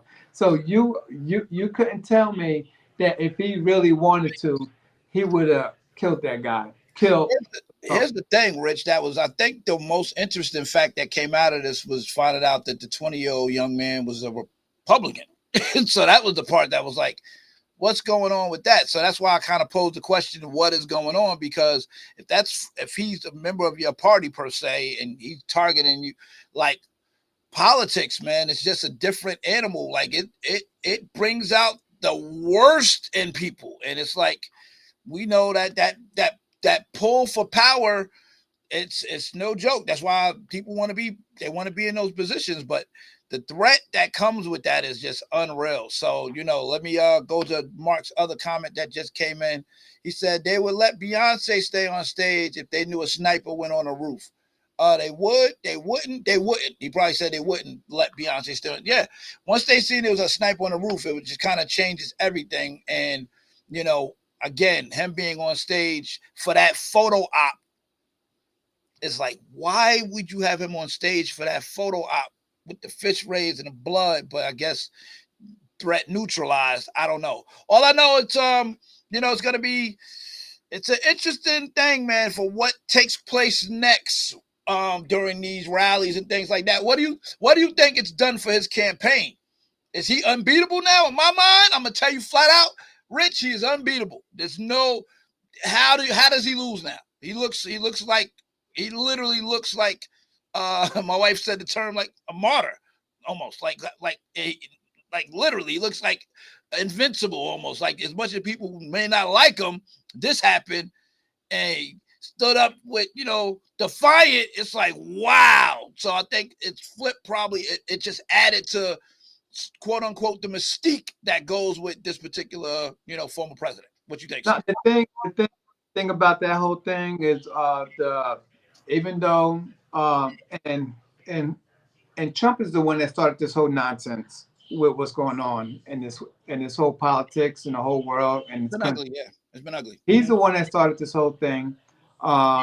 Thing is that and the people that, okay, so Republicans and Democrats, what does the both of them have in different? The Republican party only supposed to represent businesses. They're supposed to save money, save businesses money, and have the people pay taxes. The Democrats are the people and make the businesses pay taxes. So the Democrats are for the people, and the Republican Party is supposed to be for business. That's what it's really supposed to be about. But because of Trump, he brought in all the racist groups into that party, and now because that they think that they have a voice, that they could do or say whatever they want to. Even before COVID, a lot of them was marching down to different city halls or either the capitals with their guns and everything else, like Minnesota and different types of places. And COVID hit, and then everybody keeps talking about Trump. He did this, he did that. No, it was President Obama and Joe Biden, who, because before that Bush screwed it up because of that war, and everything else is about to collapse. But President Obama and Joe Biden saved the country. So now, when they finally do that, that's in Obama's 8th year, and now Trump gets a well-off country. That now he thinks that he's the one that did it, when he wasn't. It was Obama and Joe Biden. Well, he lost head to head against. He lost head to head against him. So that's it's an interesting dynamic that we're in right now, because if we go back and we look, realistically, both sides have, I'll say, dropped the ball in some cases in terms of how in terms of what they've actually done for the people per se. But the fact of the matter is, now we're left with Biden, we're left with Trump. So it's a matter of, and again, we don't know what's going to happen with Biden, because now he has COVID, and I'm hearing whispers of Kamala Harris potentially ended up taking this over if he can't. Like, it's just a weird time in politics for America in general. And this is how it's starting off with, a former president getting shot and things of that nature. So yeah, Mark says nobody is buying this. We had him for 4 years. Nobody wants that. He's still Trump. We haven't forgotten that. That's in response to what I said with him, being realistically, people looking at him a little bit. I know. Look, y'all heard that crowd react when that man got up? That's all I'm gonna say. That crowd went crazy. About it is that he was around his crowd. I mean, if I'm around any crowd that I'm around, they're gonna support me. So next week is Joe Biden gonna have his little thing that's going Hopefully on. Joe's in good state of mind to remember all his stuff and get through it, man. If that's again, I will not put out my political party out there, period. I'm just reporting on it just because it's part of life and an event that we got to talk about that you can't ignore. But there's a lot of stuff that in America that happens that kind of goes unanswered, from Kennedy and things of that nature, where people get murdered, and it's just like, what really happened? So even with this happening in front of the world, we don't know what was the motive behind this young man who's supposed to be a Republican going after the president, or let's just say potentially who may have even put him up to it. So that's the thing. We'll never know. So, Mike, is that if anybody did, maybe he took it upon himself. Go ahead. The thing about that is that those racist groups really want to start a war, and that because Trump wants to be president so much, that now he's like kind of like turning away from them, and he's trying to get the Spanish vote, trying to get the black vote. So now he's trying to cater to them, and now it's pissing them off. Oh, so you think that the motive was okay? I never heard that perspective before. Could be because he's been pissing them off because lately he's been talking about not doing the whole abortion thing, and trying to support gay lives now. So he's talking about stuff that they don't like. They don't like, yeah. And then now that they felt like if they could really kill him, that all the Republicans will blame the Democrats, and so now they're gonna kick off that war that they always wanted to start. I don't know who they would even have in place to. I mean, I know he named a VP potential, VP for him, but if he wins, but I don't know who they would put to even, take that on. Mark said the shooter was in a BlackRock commercial. I did see that. I can't speak to that and verify. I didn't watch the video. I just seen it kind of lingering on YouTube and things like that. But potentially, yeah. I mean, again, if that is indeed the case, which not saying it's not, Mark, just saying I didn't watch it. If that is indeed the case, again, that's another. There's red flags in politics in general. I think we can all agree there's some red flags that go on. That they you can push whatever narrative you want. You can sway the crowd this way. You can sway. It's what comes with the territory of politics. But politics operates almost like the streets, man. It operates like the streets, man. I promise you. Go ahead, sir. The thing is that before Trump left the White House, he killed. He had assassined Iran's top general, and Iran vowed that Trump could never come to Europe again. So he could have all the secret services or whoever he wants to. If he goes to Europe, they're out to get him. So that's what they thought at first, was that they paid this kid all this money, Iran, to try to assassinate Trump. No, Iran said that they're going to get him once he goes back to Europe. So as president, you got to go to Europe. You got to go.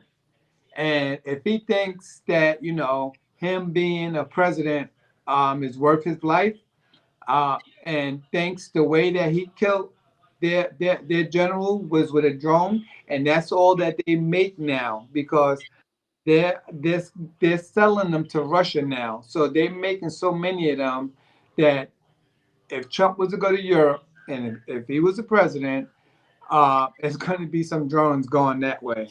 So, I mean, he's going to put a lot of people's lives in danger. And I'm predicting now that if Trump does win, there will be a big, massive war. So anybody who's thinking about voting for him, you better think about your kids, because those are the ones that's going to have to fight his mess. Not you, but your kids that are 16, 18, or whatever years old. Because I remember when I was a kid, I was born in 1963. When I was 7 or 8 years old, I was outside playing, and there was these two white vans, and they MPs jumped out, ran out, and was trying to chase teenagers and grab them and throw them in those vans to fight the Vietnam War. So if you think that you're going to hide your kids, that if something big was to happen, if you're going to hide your kids, and that you're going to sit there and say, oh, no, my kid's not. No. When they want your kid, they will come grab your kid and make them fight a war. So it's up to you. Yeah. You go ahead and vote for him. I guarantee you now, there will be a massive war, and it's not going to be you fighting it. It's not going to be him and his kids fighting it. It's going to be your kids fighting it. Well, we know that's, we don't wish it in terms of war, but we know a lot of whispers and that is on the horizon, because we do know the draft has been, in terms of getting notified parents that that this is potentially coming. Well, I'm using potentially, but we know that is something in the works. So they ain't gonna issue that and kind of give you a heads up on that's potentially coming if they're not planning on making an aggressive move somewhere. So yeah, man. So I think that I want to make sure I put Mark's comment in here in regards to BlackRock. BlackRock is an investment company worth $4 trillion and 10 trillion in assets. So that's where the whole thing with the young man, him being in a commercial, and then him being the one to take the assassination attempt. It's a lot of just red flags and just weird things going on. I knew politics was always weird, but it's just kind of like it's the nature of it right now is just a lot of tension. It's a bunch of tension, and you know what? We'll see what happens. But ultimately, man, again, for somebody to be attempted on an assassination and people died, I'm going by the news report, died on the scene.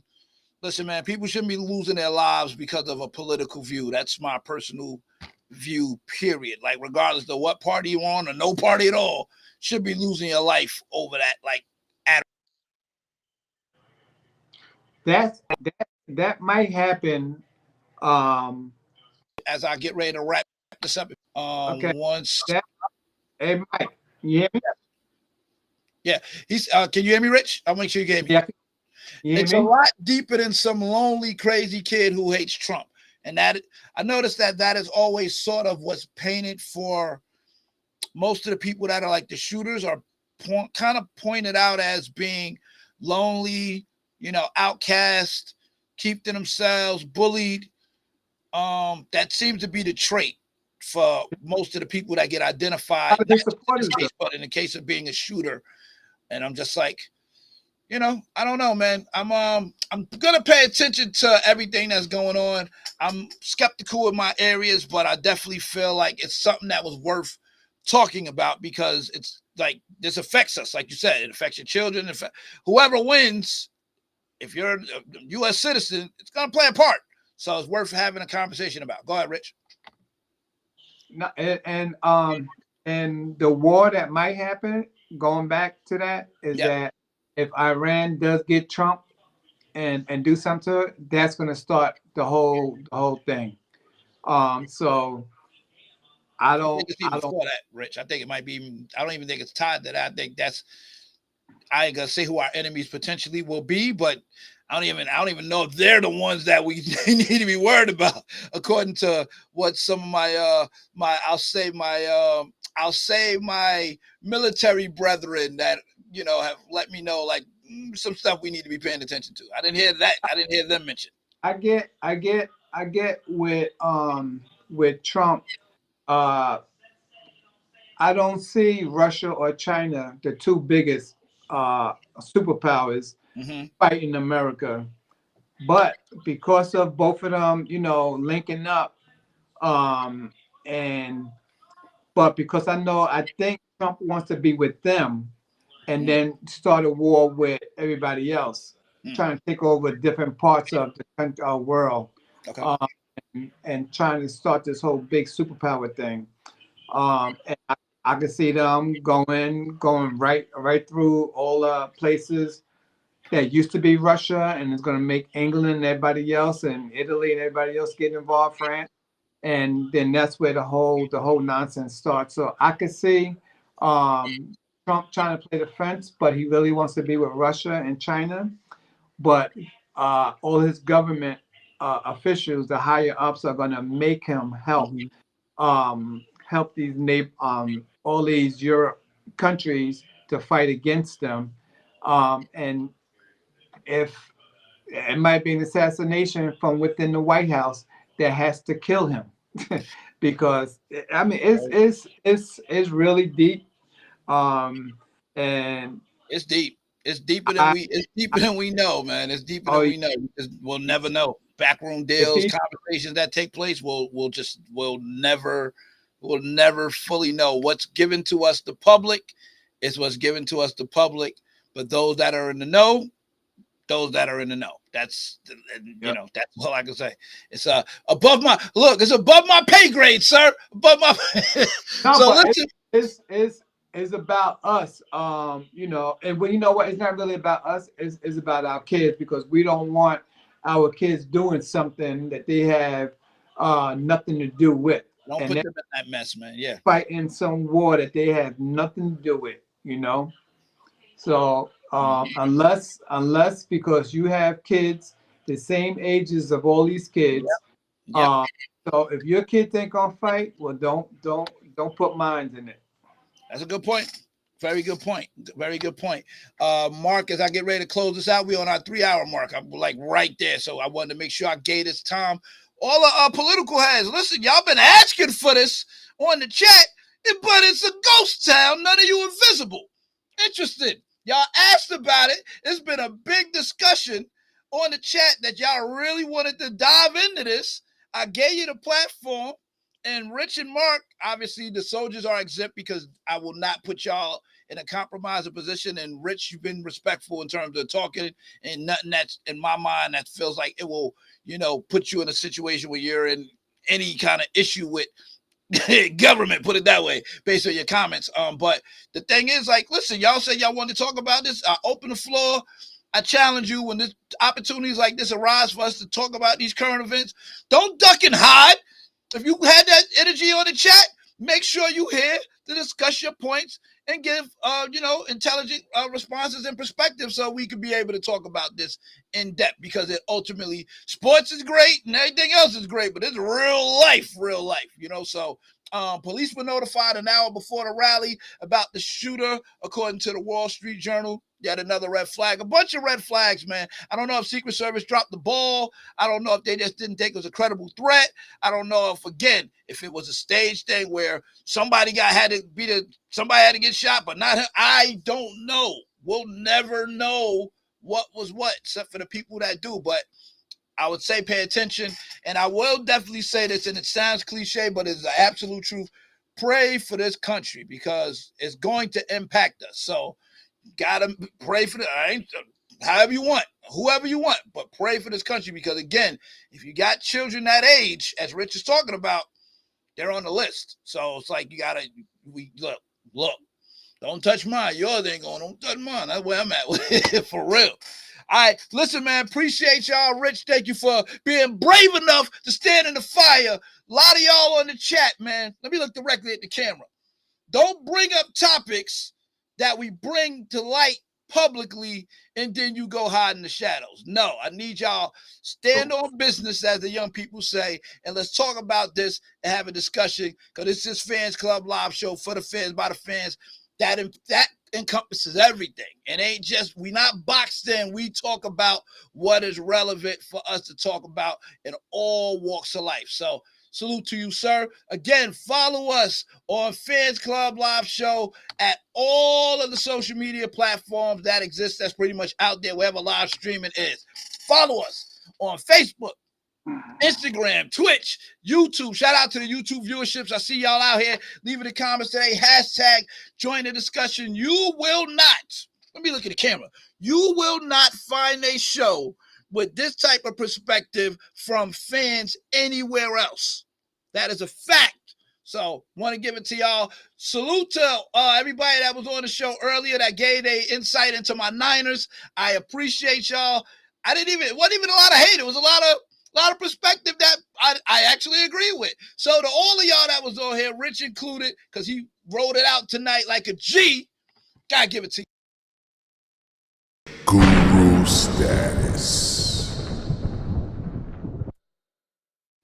Y'all earned that, man, for y'all giving y'all insight. I want to take it back because y'all wasn't here for the political part, but it's all good. I'll give y'all a pass because y'all gave my Niners an hour and a half. So salute, man. Have a good night, Rich.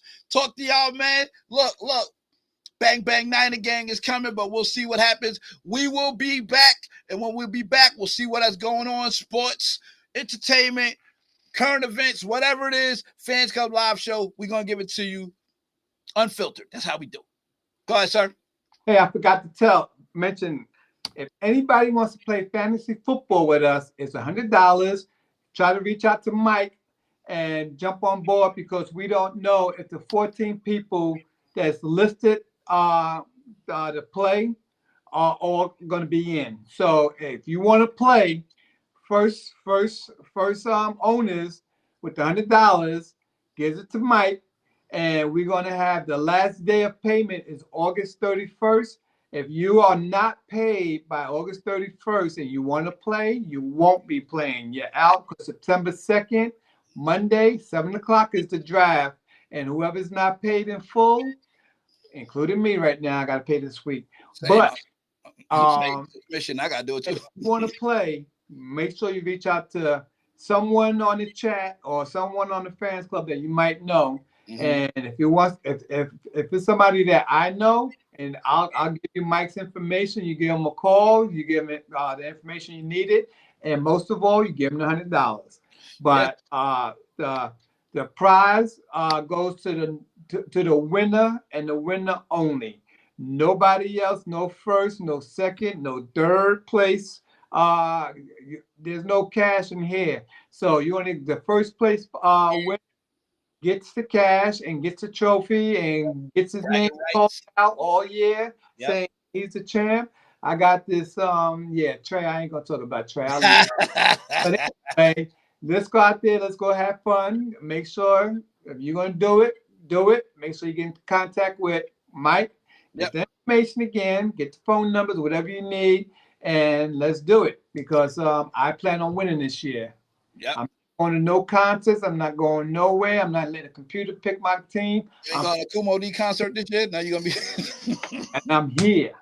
Look, all you gotta do if you're interested, as Rich said, just to echo to be clear, if you're interested in being a part of our fantasy football, you have until August 31st because all the spots are not locked up. Well, we got some seats available. Follow us on Facebook or Instagram, Twitch, and message us. You have to message us in order for you to be a part. You gotta be a part of the community. So follow us. We'll be in contact with you and set you up so this way you could be a part of the chat and get all the details and be able to move forward from there. It's a big prize, a great trophy, a lot of fun, and it really makes your football knowledge go through the roof because you're aware of every team because you got fantasy players from different teams, unless you're like Mark and you draft nothing but Cowboys. So, that's an exception to the rules. But other than that, if you're like Rich and I, you got a variety of players from different teams. You don't just stay with your one team, but to each his own, whatever works for you. All right. So listen, man, salute to you, Rich. Salute to my panel that was on tonight. Appreciate y'all rocking with us.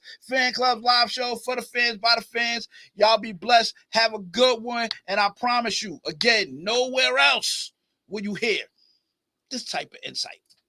Salute.